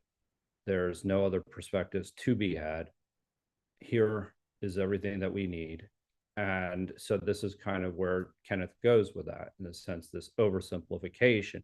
So what I want to stress out of the whole thing that I'm trying to articulate in a very long way is that there's value in simplification, right? But then there's the oversimplification too. So you have to be kind of like very kind of that, there's it's a double-edged sword. And I think this gets back to what Rory was talking about. How did we make this journey? How did we make this transition? Right. And that's the exploration that kind of needs to be had. But what you don't want to do is you don't want to lose what you're trying not to do is lose the nuance of the word, but you're also understand that there is some aspect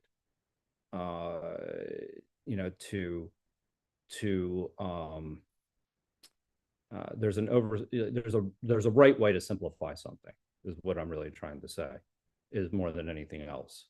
And it also means it's important to leave it simplified in a way where inquiry is still possible, as opposed to simplifying it in a way where there's no room to really question anymore.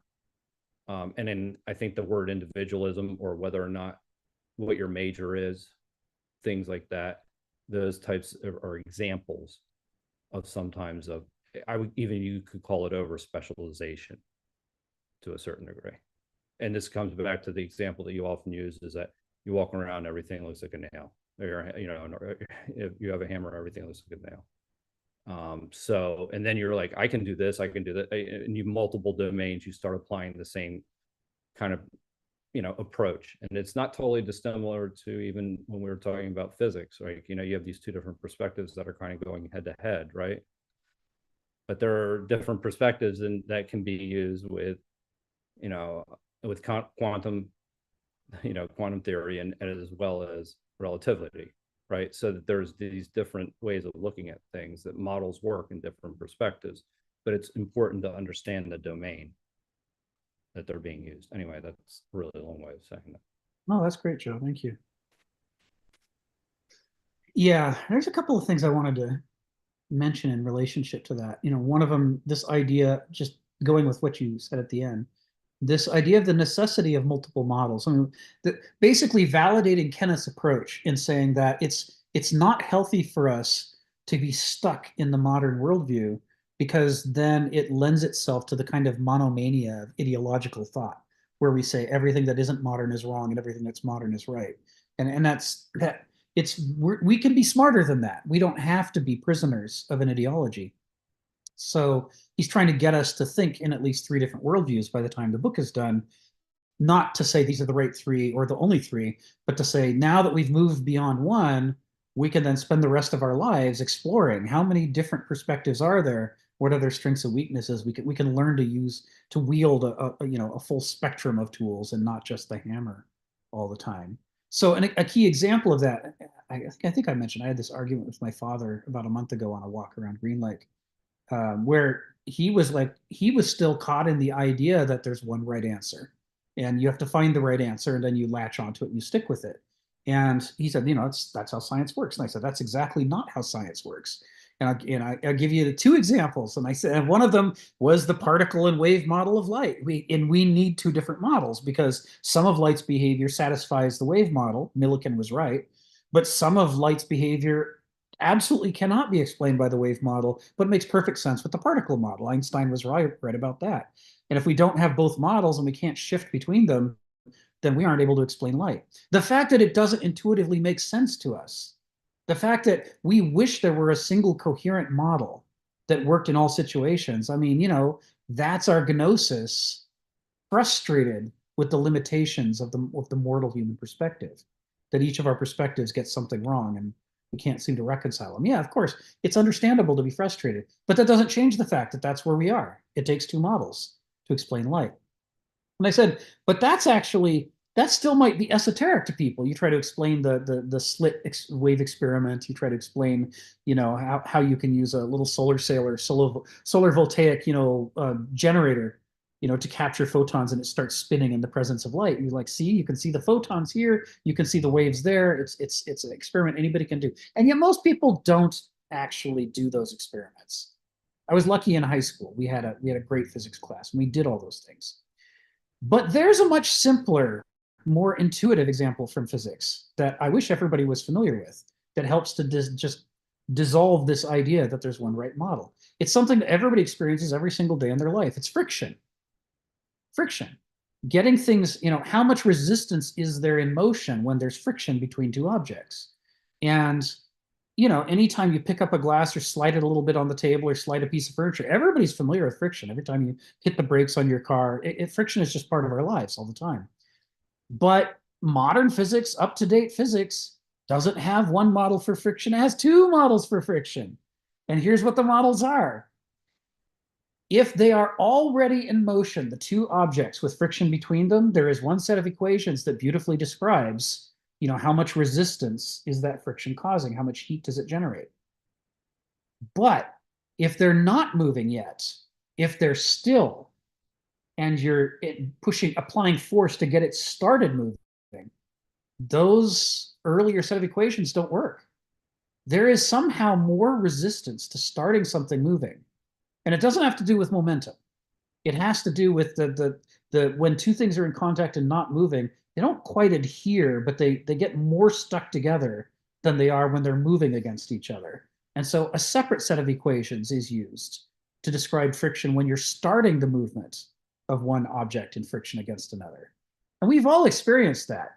You know, when you start to try to get the couch moving across the floor, it takes an initial push to get it going, and then it's somehow a little bit easier after that to keep it going. But if you slow it down and let it stop again, then once again, you got to put more energy into it to get it moving again. We can feel that there's two different things going on, even though we can't quite, most of us don't think it through to try to express it clearly. But physics has equations for both of them, and it's two different sets of equations. There's two models of friction. That's everyday life, and we all experience it. You don't need to run the slit wave experiment of light and you use the photovoltaic generator with light to see the particle and the wave, two different models. You could just do it by pushing furniture around. It's obvious, and those are just two simple examples. There's dozens, hundreds, thousands of examples in our lives of situations where there is no one right model. There can't be one right model.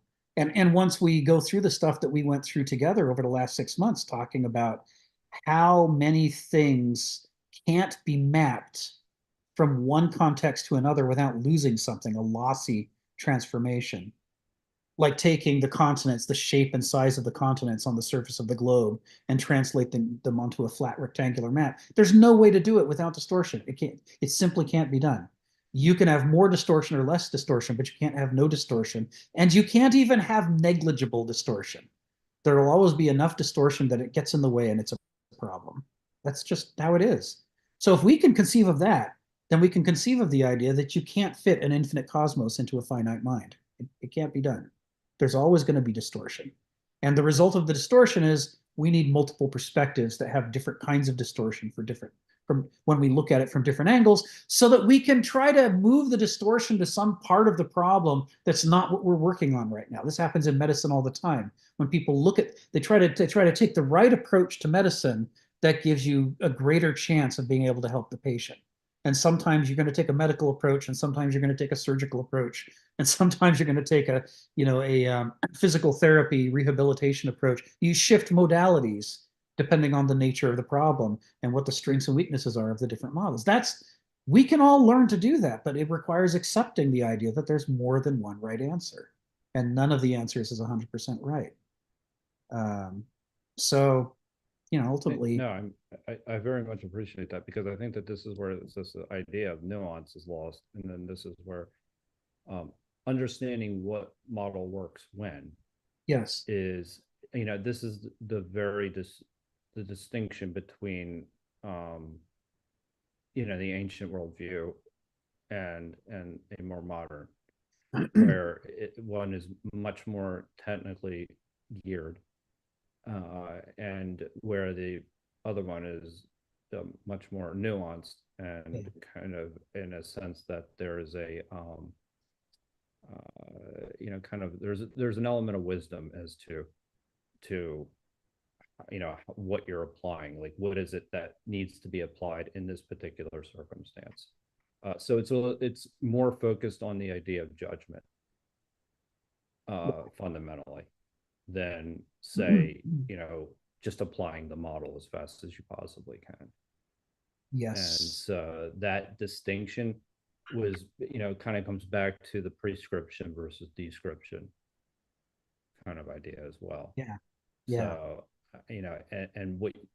and you want as flexible as a model as you possibly can have, because that's essentially enables the adaptable kind of system that you want. Like okay, I'm applying this now, and then I'm applying this anyway. Yes. Yeah, you said judgment. Another word, Kenneth uses the word judgment a lot for that. It's Hannah Arendt uses the word judgment a lot for that. But another word that Kenneth uses there that's interesting is taste, because a lot of these decisions can't be boiled down to a simple algorithm. You can't just have a calculator tell you which model to use. Frequently, we have to sort of feel our way through the pros and cons. And I mean, it happens in medicine a lot too. It's not always clear which is the right modality of treatment. You have to sort of use your experience and feel your way through the situation to pick the right ones. And what's interesting to me is Homo sapiens, the sapiens is always translated as thinking or wise, but it doesn't come from the word for thinking or wise. Sapere is to taste. This is tasteful man, judging man sort of feeling his way through situations and trying to pay attention and do right. Savor, yeah, Zelig, that's right on. As you know, savoring man. It's like what does this situation taste like? What is it? What does it call for? Is it time for, should I be adding sugar or should I be adding salt? It's a judgment call frequently, what perspectives to bring to bear. So anyway, thanks for bringing all that up, Joe. Yeah. Well, I'll just say one last thing is that because they'll put this thing, or anyway, there's an equilibrium and everything in the temporary. Well, anyway, I won't go into it because I think it actually is a little bit too big of a. So I'll let it go. Okay. Yeah. Well, it'll come back up. I mean, we know how these things are. We're gonna spend time really chewing on this stuff over the next 2 years, so we won't forget. I had a whole thing I wanted to say, and it occurred to me I don't have to say that today. I can save it for later.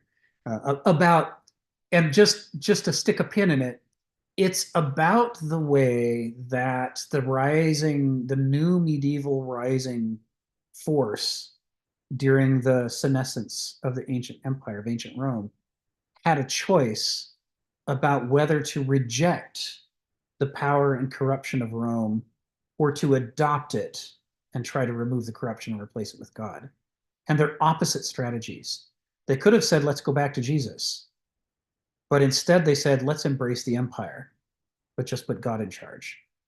And I think it's exactly analogous to the way people who grow up in alcoholic families or abusive families or what have you, or who have suffered genocide or other forms of oppression, they always have a choice, whether they're aware of it or not. And that is, am I going to reject the tools of my oppressor and opt for an entirely different way of life and promote a different way of life? Or am I going to try to use the tool to fight them? I think Tolkien was right on the money when he has that whole debate about whether to use the One Ring, Sauron's One Ring, against Sauron. There's a debate in the Lord of the Rings where they're like, can we use his power against him? And the argument Gandalf makes is that the tool changes you. When you pick up a hammer, you become a man with a hammer.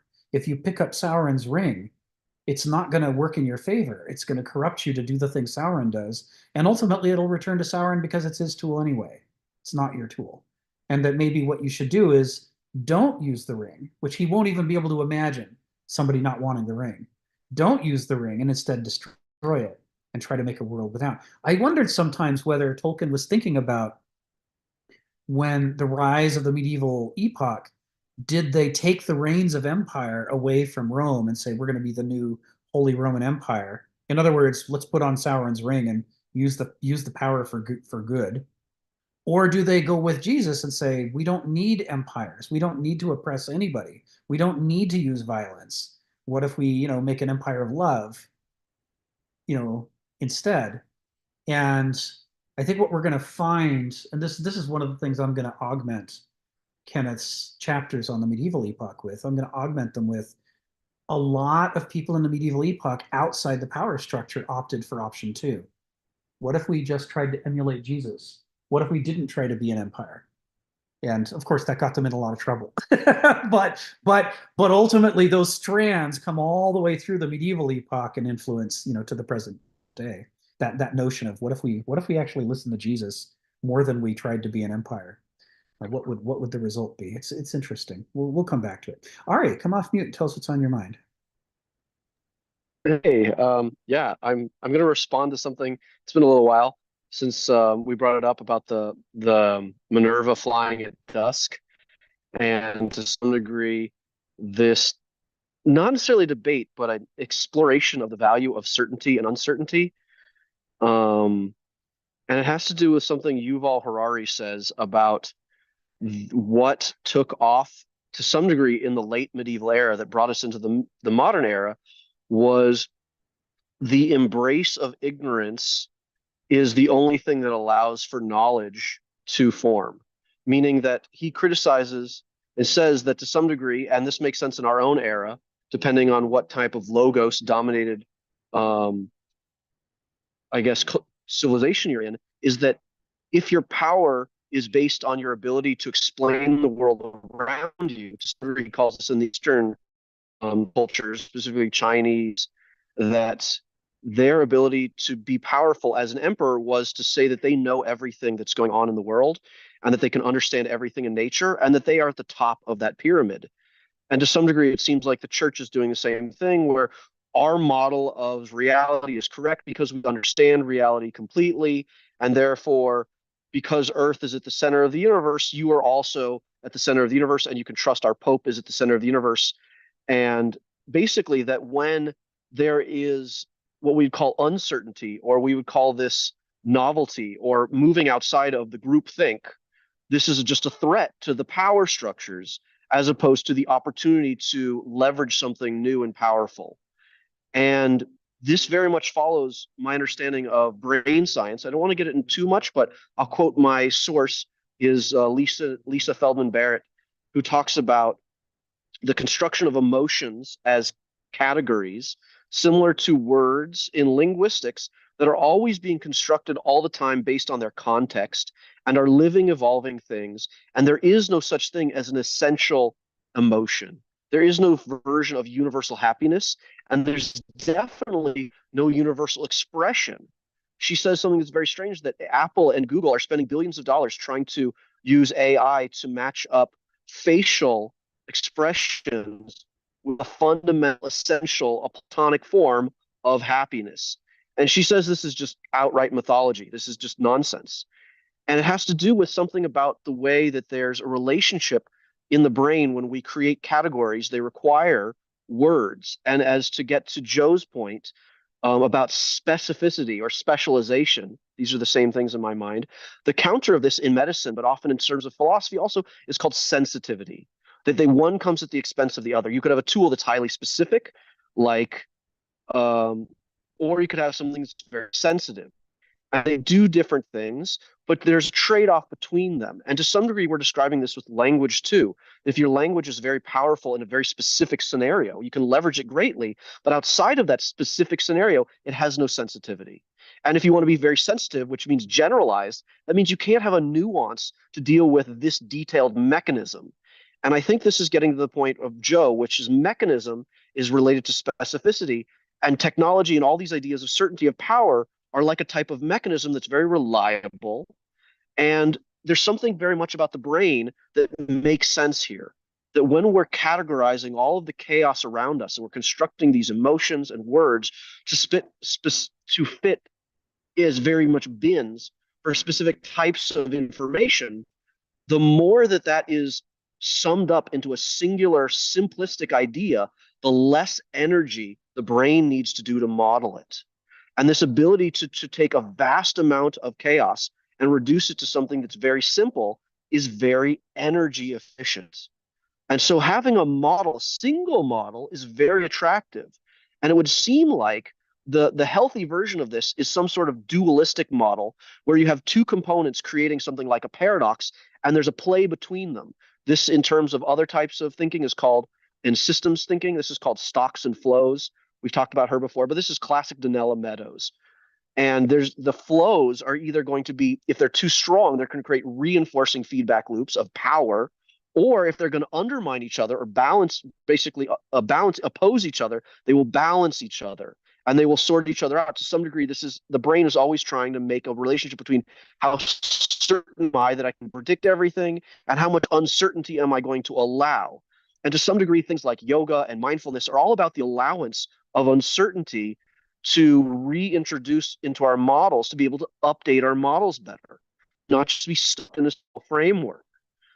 And I think there's a tremendous value that's very powerful, that again is very alluring, like the One Ring, of creating a singular model that's very energy efficient. And from a profiteering model, this becomes something you can leverage tremendously with something called debt, which is basically leveraging the future to make all your decisions based on this one model. And if it works, it gets you so much profit. And if it doesn't work, you're swimming in debt and you file for bankruptcy. It's a very risky endeavor, but at the same time, it's very powerful. And I wanted to get back to this idea of the Minerva flying at night is the Harari idea. And also in Judaism, that if you go back to the Phil will love this, if you look at the Genesis story, all the days start at night and then come to day.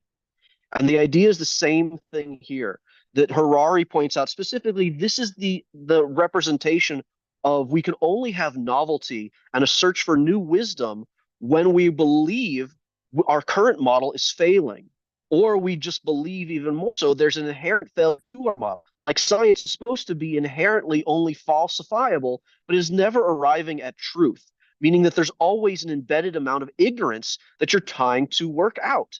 And as long as you embrace ignorance, you will be seeking wisdom. But if you are believing that you've acquired wisdom and you have no ignorance, you stop searching and now you have no wisdom. So wisdom is more of a process than is more of a journey destination. It's less of an outcome, yet the outcome is predicated on mechanism. And mechanisms are when we create words being fixed in a specific framework and not these actual living components that are going to be recontextualized every time someone uses them, similar to emotions. If we can reduce them to an essential nature, then they're much more leverageable. And I think the point we were trying to make that's interesting that none of these people make is that they're much more distortable. Now you can do the trans-evaluation of values. Once you have something that's purely free associated in an abstract sense, in a metacognitive sense, the principle is no longer bounded in a what Einstein would argue here is that you have the correspondence principle. This is something Millikan and him argue about, which is that every observation in reality is predicated on a theory of mind. It's not an actual observation. And therefore, we want to be accurate to, are we really observing something accurately, and not just think that it's a rationalism of a rationalism of a rationalism, where now you're stuck in free associations without actually matching up to what you observe or experience of reality. And I think this is the dynamic between mythos and logos, as logos gets lost in logos and forgets about mythos, which will actually match up to the experience of what's going on and will force us to re-examine our observations. And so therefore it's very attractive at this point where not just Millikan, all of these talks, like all over the world that Einstein is being asked to speak at, it's very much radical that his light quanta is a thing. It was just something that Planck had used as a mechanism, and he himself, who discovers it, that he rejects the quantum as a reality. It's just a useful tool. But Einstein believes, no, it must match up to a corresponding reality in the universe. If we're observing something, if we're able to measure something accurately, it must match up to some form of reality. Now, maybe we don't have the fullness of understanding this reality. It takes on different forms. We don't have the descriptive tools of it yet, but we should not be so foolish to reduce it too far. As what Joe would say, there's a temptation to put the ring on as opposed to just recognize the ring. And no one would ever think that you're just not going to use the ring as opposed to just more to observe it or investigate it. And I think this is what Einstein's doing here. He takes what Planck had discovered as the quantum, and he's looking at it from a myriad of perspectives. He's allowing for ignorance. He's allowing for that owl to fly at night where it can bring on the day, meaning that if you already have light fully predicting everything, there's no reason to look for uncertainty or even believe that uncertainty of the night is coming. But for wisdom, it's this recognition that night turns to day and day turns to night, that we have certainty and that leads to uncertainty. And then uncertainty, embracing uncertainty in terms of ignorance, allows us to find new things. And I feel like this is very much related to what language is doing to language itself. When we talk about the golden age and then also our current age, where language is being used, it's not being matching up in sort of a very careful way. It's being used either very loosely to just fit it, whatever framework you want in a sort of a relativistic moral sense, or it's just not allowed to be talked at all because it's offensive or it will be unpopular. And either way, the creativity of language is being destroyed. And I want to relate this to something that Isaiah Berlin, we haven't talked about him much, but he says specifically in The Reductionist, in his time, he's writing about how everything seems to be reducing everything to monism. Monism is singular thinking. And he says, specifically, he talks about freedom, and that freedom is often this thing that's just a single monolith of a thing, but he describes it in terms of two types of freedoms, almost like the wave particle theory, in the idea of certainty versus uncertainty, and types of forms. And he specifically talks about positive freedom and negative freedom in a famous essay. And the relatively actually accurate, but still overly reduced versions of these two types of freedoms is the freedom of negative freedom is the freedom from things. So the freedom of being not interfered with, meaning if like you're a basketball player, if there's no defense, you have no negative freedom in front of you. You could just go to the court. But the freedom to do things requires maybe a team or a ball or a hoop. These things that are actually there that are going to allow you to achieve your goals. And he specifically talks about freedom to things as being a positive source of connection and energy, which in this case is almost a creative or more dynamic essence of access to resources, but the ability to then reharness these resources.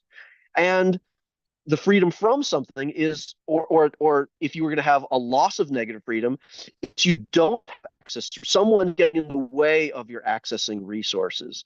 And I feel like this is what's very much, I can't put my finger on it, but there's something exactly like this going on with language itself on a meta level. The freedom to use language is being diminished, and the freedom from being able to have a space to use that language is also, there's a lot of interference to use the language. Yes. And I'm not sure what's going on here, but it definitely relates to this, a singularity being a product of two paradoxical opposites that sort of counterbalance each other, the particle and the wave being two aspects of something else. Yes. If you want to talk about, if you don't mind, I'll give you a quick personal story of what launched me to thinking like this. Was I had an amazing teacher in high school who taught chemistry, but she herself was a very highly respected professor from the USSR and fled as a refugee, but her credentials would only allow her to teach high school.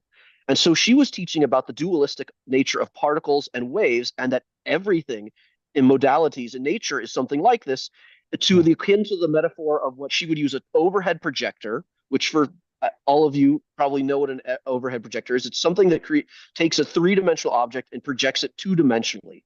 And she would say, in the world of the two-dimensional, if that's us, we would take something like a pyramid and lay it on its side and say, I have proved we have a triangle. But if you stand it up, you'll say, I have proved I have a rectangle. It's clearly not a rectangle or a triangle. It's something more in 3 dimensions called a pyramid that has aspects of both. And depending on which way you measure it or observe it, it looks clearly like one or the other. But because our observations are distorted and limited, as humans, we have this very nicely said, you said that the universe is this massive thing, and to put that whole universe inside of us is impossible. We must reduce it. So we reduce it to these more simplistic objects, which are like squares and triangles. And then we construct a universe out of squares and triangles, as opposed to maybe actually just doing it with pyramids. And we don't have access to the pyramid. Yes. So, yeah, I feel like that's going on with the type of freedom. There's a pyramid of freedom, but somehow it looks like a triangle or a square. Language the same way. All of these things have this sort of higher dimensional essentialism that's not essential. Yes. Right? It's a non-essentialism that's essential. It's the variation is the norm. Yes. Right? Yes. And lastly, I want to say a paradox that embodies this, which is this idea that everything changes. But if everything changes, that means the statement itself, everything changes, must change. And therefore, if you would say that, that means, well, if everything changes, including the statement of everything changes, that means some things don't ever change. And you get this weird feedback loop of self-referencing, of paradox that, well, sometimes things change and sometimes they don't change. And everything seems to change, but not everything seems to change. And it's a little bit confusing, almost like noesis doesn't give you the fullness of that conceptual reality. The words fail themselves when they get in this loop. So, yeah, that's a good place, I think, to end. That's good stuff. Thank you very much. I'm just sharing in the chat an image.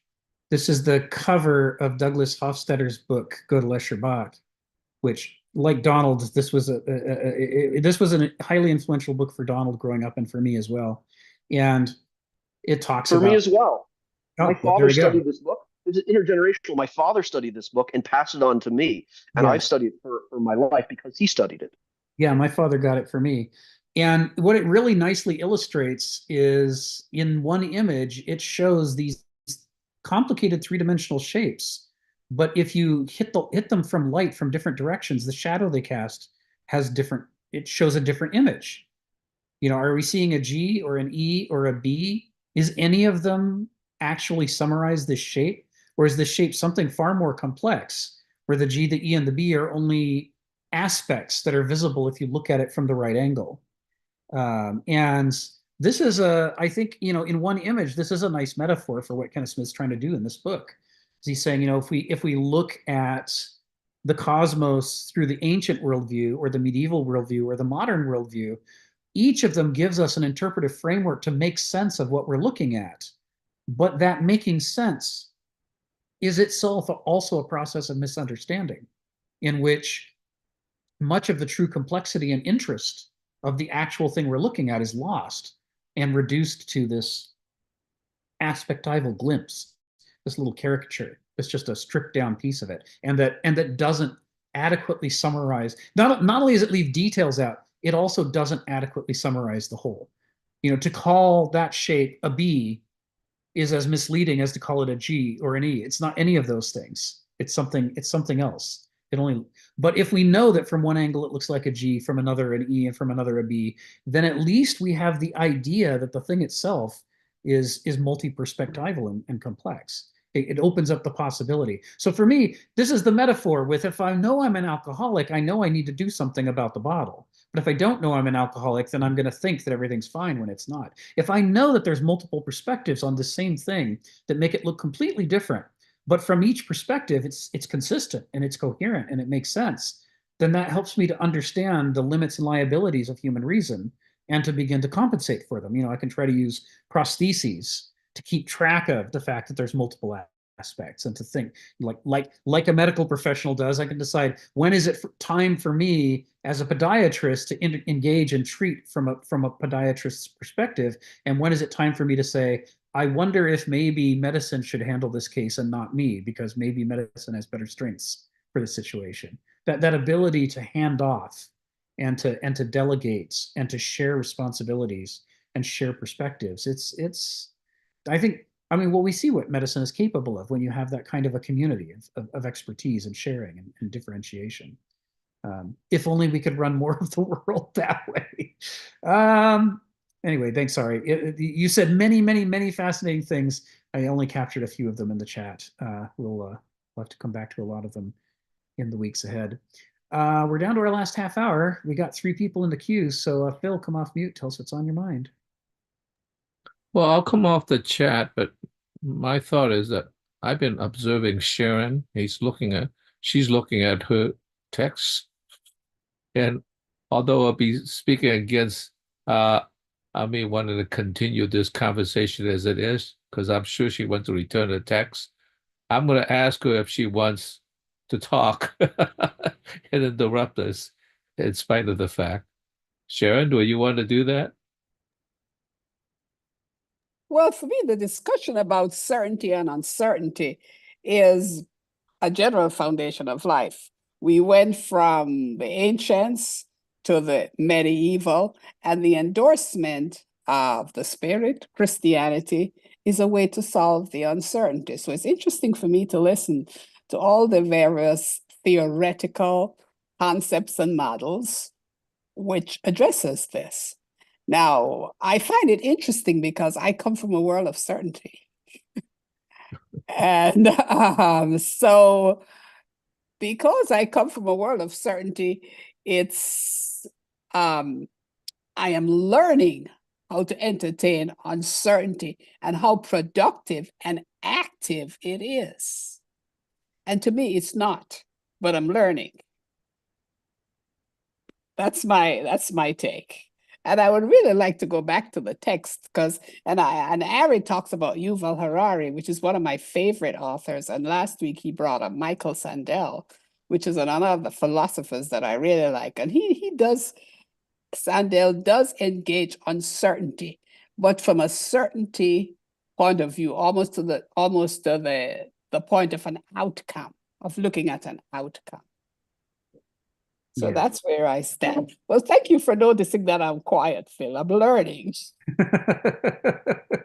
Thank you. Thank you, Sharon. And thank you, Phil. Go ahead, Phil. Do your part now. Yeah, I like what Ollie said, but I'm a little confused about language in this sense because I could understand the parallel universes, the one of being in the world, and the language is flying above in a parallel universe in a sense, and they describe the same thing. However, it depends how you look at the language. If the language actually reflects the ideas that might be paralleling the appearance of being in the world, then I think you might be okay because I think that parallelism could exist. However, I hate to think, even though I admire him, that language bears that degree of scrutiny that Jacques Derrida has, in which it is the being of the world rather than being in the world. Then I think it's a problem because I think it could take you off straight. And so I asked this question actually in a Heidegger meeting. I said, Heidegger himself did say language is not being itself. It's like the house of being. Okay. I said, could you tell me what the house is? It seems like it's kind of restrictive. And he answers something kind of strange. He says, language is really not so much like the house, but it's close to the house, which means that it involves the adjacent neighborhood in a way, so that you could go out and look at the world and come back in the language itself. So the nearness of it doesn't push us so far away that it becomes an abstraction. So that was interesting. And that got me to thinking about, I've always thought that Heraclitus and Parmenides were exactly the opposite. And I'm beginning to think that at least Heidegger think that they were not so different. The reason I think that is that they're both talking about being. And what struck me was that Parmenides says being is not an object itself, but the movement that permeates all little beings, little things. And it's therefore it's the movement itself that in a sense that is the case. And that sounds like not so different from Heidegger, from Heraclitus, because you can't step at the same river twice because it's always changing.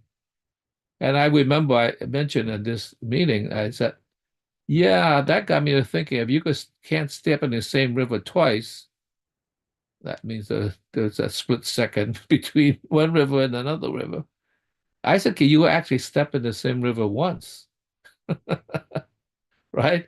Which is problematic because the problem with stepping in the same river once, even once, is that the appearance of being is on the surface, which creates a kind of identity. But the identity itself is already embodying the potentiality of the possibilities, the difference. So words and concepts and even existence is instantly embodying what is and the emergence of the other that is taking place. So you can't even step in the same river once because it's already moving. The potentiality is already built into the structure. In other words, the whatness is already built into the structure of the thingness, of the thatness. So in some sense, it's kind of like, yeah, in some sense, it's kind of like the difference between Parmenides and Heraclitus is that Heraclitus is swimming in the river, of course, is moving. And he's experienced the change all the time, because you're right there. Or Parmenides is like he's not swimming in the river. He's standing on a high mountain looking at the river. And it's changing, but it's like there's a kind of stillness that said, oh no, the being is there. So I really like the idea of the finite being not reaching the absolute idea of the mind of God, because that's infinite. But it does have a horizon. Yeah. I mean, it's coming into being, you know? Yeah. And that led me to, and I've always loved this metaphor about the myth about not Sisyphus, what is who is the guy that saw his image in a river? Narcissus. Narcissus. Okay, Narcissus.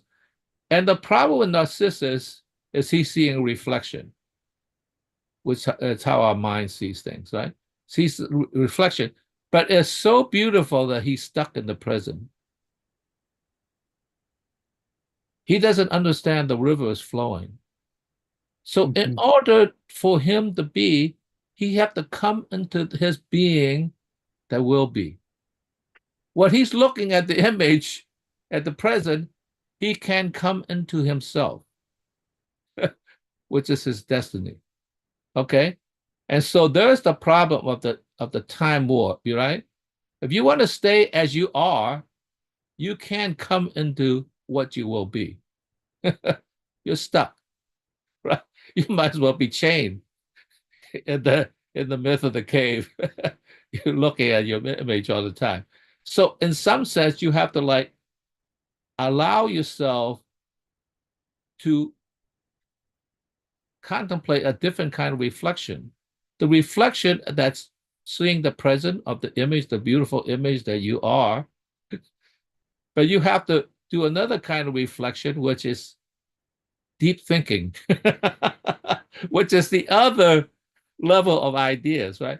Deep thinking, you know, and that's interesting because in Parmenides, you know, the part that we study was interesting. Toward the very end, he was saying the moon goddess is lighting the world, right? Well, that's interesting. Is the moon shining itself, or is the moon already reflecting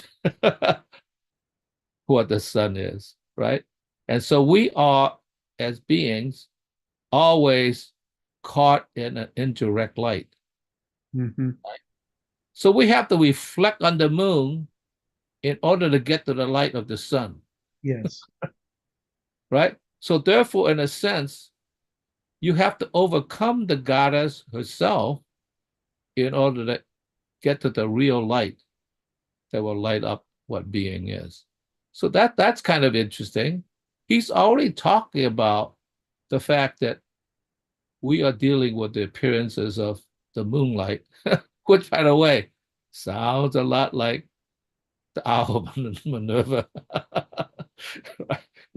we are dealing there. And so in some sense, we human beings are trying to decipher the world in a dim light that's already a reflection. So we have to have a double reflection. We have to reflect on the reflection itself.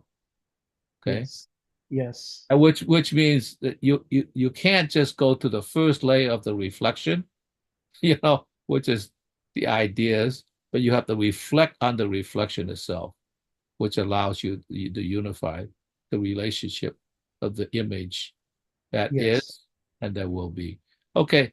I thought that was very interesting that Parmenides and Heraclitus, seeming though so different, actually they might be talking the same thing from different perspectives. Yes. Heidegger appreciated that, you know.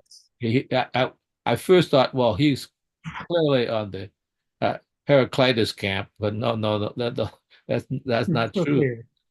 So he's stepping on, I guess, both rivers at the same time in some sense, you know. So that's why if you see language as the house of being, that you could go out and experience the world in relationship to the idea of words, then you won't be in Jacques Derrida's trap of just living in the closet and thinking being in itself in the words. So that's what I have to say. It seems very interesting. And like I said, the horizon is a replacement to the absolute ideas. Okay, that's it. Phil. Thank you, Phil. Yeah, this idea that we're not actually looking at the cosmos illuminated by the sun. We're actually looking at the cosmos illuminated by the moon. It's through reflections rather than direct observation, rather than the direct light of truth. We're using indirect light to try to sort out one thing from another. This is completely familiar in medicine. You work with the evidence you have. If you don't think you have enough evidence, you do more tests, you collect more data. You're always trying to illuminate the situation from different angles to try to figure out, what do I think I'm dealing with, and how do I approach it? And it involves, on the one hand, being willing to say, I don't have access to absolute knowledge. I just work with the best knowledge I can get access to. But then on the other hand, nevertheless, you're able to do meaningful work in the world. You're able to, actually, set bones and stop bleeding, and you can save people's lives without having access to perfect absolute truth. You don't need it in order to act in the world. You just do the best you can with what's available to you. It for those people who insist that they need an ideology that gives them absolute truth, or else they don't know what they should do. I suggest maybe a year of volunteer work in a hospital. Just observe what happens with people who do the best they can with imperfect truth. They can do some good in the world. You don't have to, have godlike powers of knowledge to make a difference. Anyway, thanks, Phil, for sharing that. My prediction, by the way, is that today, I don't think this will be the first time, but this will be one of the rare occasions when the number of sentences of the text we get through is this many. And it'll all be set up in context, but that's okay. We can have days like this from time to time. Zelig, come off mute and tell us what's on your mind. Hey, I'm gonna go back to the text. Oh no! And the quote what you did in Ephesians, and Paul continues that same theme in the book of Corinthians. And what's interesting is that he says to this Greek Hellenized culture that he's preaching to, that the reason that they misunderstand the world, or the reason that people out of the churches or the disciples he's having, it's because there is another entity at work in the world. There is in this sense, in Ephesians, the ones you quoted, it says principalities against spiritual wickedness in high places.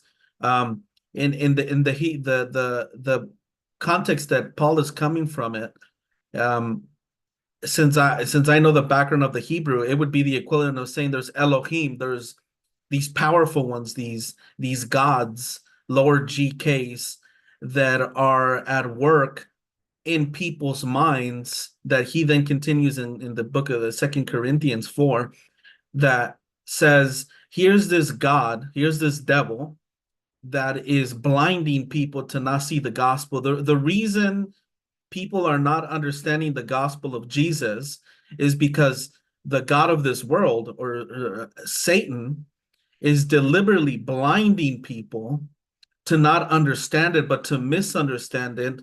And then in the verse 6 of Corinthians, he says, but for God, who said, let shine out of darkness, which is quoting Genesis. He's going back to Genesis, is the one who shined in our hearts to give us the light of the glorious knowledge of God in the face of Christ. So here we have Paul saying, the reason that you guys have come to see Christ as the Messiah is because God has did a similar act he did in Genesis, which he has said, let there be light in your mind, right? In your darkened minds, here is the light of the gospel. And the reason that there is others outside of our movement who don't understand is because there is another entity out there saying, let there be darkness, so that they can't see the message of Jesus Christ. And I think that ties into what Paul is trying to educate the Greek culture that is in touch with, well, you can't really know ideas perfectly. Well, why is that? Plato would say, oh, it's our flesh, right? And so that's why Paul says we don't fight against flesh. And they would understand that. They would be like, yeah, you're right. You're right, Paul. It's this flesh that keeps us from seeing the world of ideas. But then Paul's saying, but you guys are right on, but there's something though. This is not just the flesh that we have. They're actual entities. There's actual spiritual entities that exist in another realm that are actually blinding your not the way for you to get the knowledge. And I think that's what the medieval world was trying to convince the people at the time, that there's another world. There's another world where there's spiritual beings that are good or malevolent. And I think that's something that when we key it up in today's modernity, right?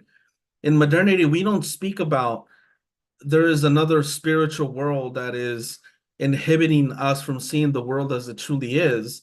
We don't perceive it like that, right? We speak of fake news, we speak of propaganda, but Paul would say that the reason that he knew that there was a devil, it wasn't because he arrived at it through a scientific investigation or through philosophical investigations, but it would be through revelation. And I think that is where it is an acknowledgement that human beings cannot touch God, but God can touch you. God could reveal something to you, even though you can't reach out to ultimate reality could reach out to you. And in that world, there is this spiritual warfare going on where human beings are being deceived. There is evil spirits, there's evil beings.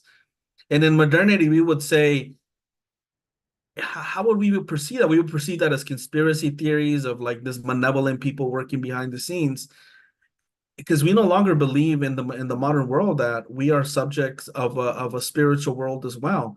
That the devil is actually in the world working things so that people can misunderstand who Jesus is, what the Bible is, what is democracy, what is it to have a nation. We never conceive that there's actual spiritual entities deceiving us. Like we don't even believe that. Like, right, if we can't test it, it doesn't exist, right? And so I think revelation epistemology, Paul is assuming what I come to understand to be a revelational epistemology, where it's something that God reveals to you, because there's no way that human beings could ever know, right? We're imperfect, but God has revealed through himself, through apostles or through prophets or through the Messiah, and then we can have surety through that way, through revelational epistemology. And going back into this text, we're also informed like, hey, beware, because there's also entities out there trying to deceive your mind, trying to darken your mind, that are not physical. It's not Caesar in Rome, it's not Nero, but it's actually these Elohim, or these spiritual entities that are out doing spiritual work on your mind. So be careful of that. And I think Paul's bringing that, and then the medieval world is trying to bring in that as well, that there's another world, a spiritual world. So that's the way that I'm kind of making sense out of the text. Thank you, Zelig. In just a little 5-minute riff there, you managed to turn our entire 3 hours today into something that wasn't talking about the text at all to something that in hindsight is entirely about the text. It's very cleverly done. And yes, it's ultimately that's kind of like what Paul's trying to do to the ancients here. So he's saying, you can't beat Caesar. And he's writing after the Roman conquests of Jerusalem and Palestine. I mean, the Romans have taken Syria and the whole Levant, and made it part of their empire, and they've utterly defeated the peoples that live there. And in the wake of that defeat, you're getting the kind of inspirational writing that's sort of on a par with what you saw after World War I, with all the people who came back home massively disillusioned about modernity, and thinking there's got to be another way, because what we were trying before couldn't have failed more fully. World War I, an entire generation of people died basically in that war. And that was where the promise had been that the modern world would be a scientific world of persuasion and debate and discussion, and then there would be no more need for wars. And instead, the worst war that ever happened broke out, and no one could even put their finger on why it had even happened. Not only was it the worst war, it was a meaningless war, and it was destructive on a level they'd never seen before. So it inspired people to try to feel like Paul Valéry, for example, the essayist, wrote all these incredible essays about what is the meaning of the modern world now? What is the meaning of truth in light of what has just happened? And I always read Paul now from that perspective. He's writing, post the sacking of the Temple of Jerusalem and the utter loss of freedom of the Jewish people, and he's postulating an alternative. Says, what if our entire take on the world was wrong? What if there's a whole other way of looking at things? And the advantage of that approach is, in this, I think it's important to stress this. You have just seen demonstrate, if you're Paul at that moment, you have just seen demonstrate as clearly as possible that you can't beat the Roman Empire with swords and shields. It can't be done. I mean, their victory was absolute. So if you can't, then what alternative do you have? And what you have to do is completely change the paradigm so that kind of power doesn't matter anymore, right? It's like when the US pulled out of the gold standard for the dollar. It's like, well, we're never going to get back all those stocks of gold owned by the nobility of Europe. As long as we play the gold game, we will always lose and they will always win. But we can play a new game. And the new game is, I don't care about your gold. My money's not related to your gold. You stack up all the gold you like. We're going to go play a different game. And, your gold won't help you at all with that new game. And of course, to this day, there are still people furious about the fact that the US did that. But what it did is it pulled the fangs, right, of the old nobility when it came to economic power in the modern world. And that's essentially what Paul is doing here, is he's trying to pull the fangs of the greatest military power the world had ever seen. In the wake of their greatest victory, he's trying to say, yeah, but you know what? That ain't that much, because there's this other world and there are these other powers and they're more important. And let me add something to that, Rick. I think another component that made Paul really controversial, and as you read the book of Acts, is that he says that there's something going in the background, some spiritual thing in the background that has been revealed to him, that the reason that the Jewish authorities and the Jewish nation failed to overthrow Rome in the book of Romans in chapter 11, he says that God was going to save and include Gentiles into the nation of Israel. And that's one of the reasons that God has allowed for the defeat of Israel to happen, because Gentiles are going to be saved and included in that Abrahamic Israeli promise. And so in that sense, Paul is trying to explain to what you're exactly saying, like, hey, if you're saying that Jesus is the Messiah, then how come we haven't conquered the Romans? Like, that's the number one standard. And Paul is saying, wait. You guys don't understand, but it has been revealed to me. Jesus literally revealed it to me in through 17 years that Gentiles are going to be included in this Abrahamic promise, and it's not going to be done like it was with our forefathers, with circumcision and the rituals, but it's going to be done through just accepting Christ and these new sacraments that Jesus established. Right. And so that's why Paul is very controversial and actually is responsible for the breaking of a Jewish denomination known as Christianity, and basically has become a different religion. And it's because of that idea that Gentiles could be included in the family of God, of Yahweh, without the Hebraic rituals. And he says that's the purpose why Israel has failed, so that a certain number of Gentiles are included. And he explains this in Romans 11. And to me, that's fascinating, because he's trying to rationalize why Israel hasn't conquered Rome. That's a very fascinating thing. It is. Yeah. So I'm really glad you brought this up. And I'm going to call on Stephen and Sharon in a second to wrap up for us for today, because we're coming to the end of our time. But I just want to underscore The relationship between last week's discussion and this week's discussion is right in what you said. The only way that Paul sees for his people to move forward is through a transvaluation of values. It's like, yeah, we can't win that game that the Romans are so good at, but we can make their game not matter. And if their game doesn't matter, then and if that's the old game, and we define a new game that takes place on a spiritual realm, then that's a game the Romans aren't prepared to win, but we can. And thus all of their might and power will work against them. They have all their stock is invested in a company that's crashing, and all of our stock is invested on a rising company. This is how we're gonna invert our great defeat. It's why there's a direct relationship between transvaluation of values and these kinds of changes in worldviews. They happen out of necessity, ananke, to use the ancient Greek term. It's not just because somebody felt like being a revolutionary. It's because they could find no way forward except to reject the old scheme of the old value system, the old worldview that goes with it. Stephen, come off mute and tell us what's on your mind. I'll try not to be too long. Yeah, well, you brought up the issue of the ring of power, and as I was pointing out that the Tolkiens, well, Christopher Tolkien pointed out they had a Bible, and it was this particular Norse myth, which was the basis of it. It seems to date back to the time of the Huns. So the orcs were the Hunnic invasions of Europe. But I didn't pick up on it, but Christopher Tolkien was pointing out what was to them, the Tolkiens, so significant about this particular text.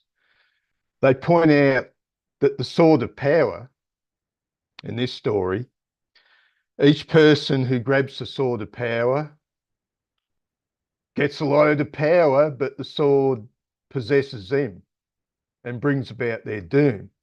Now, Sharon will like this. This tale also has the classic basic tales of the berserkers, things like that. And the other one's the warrior maiden.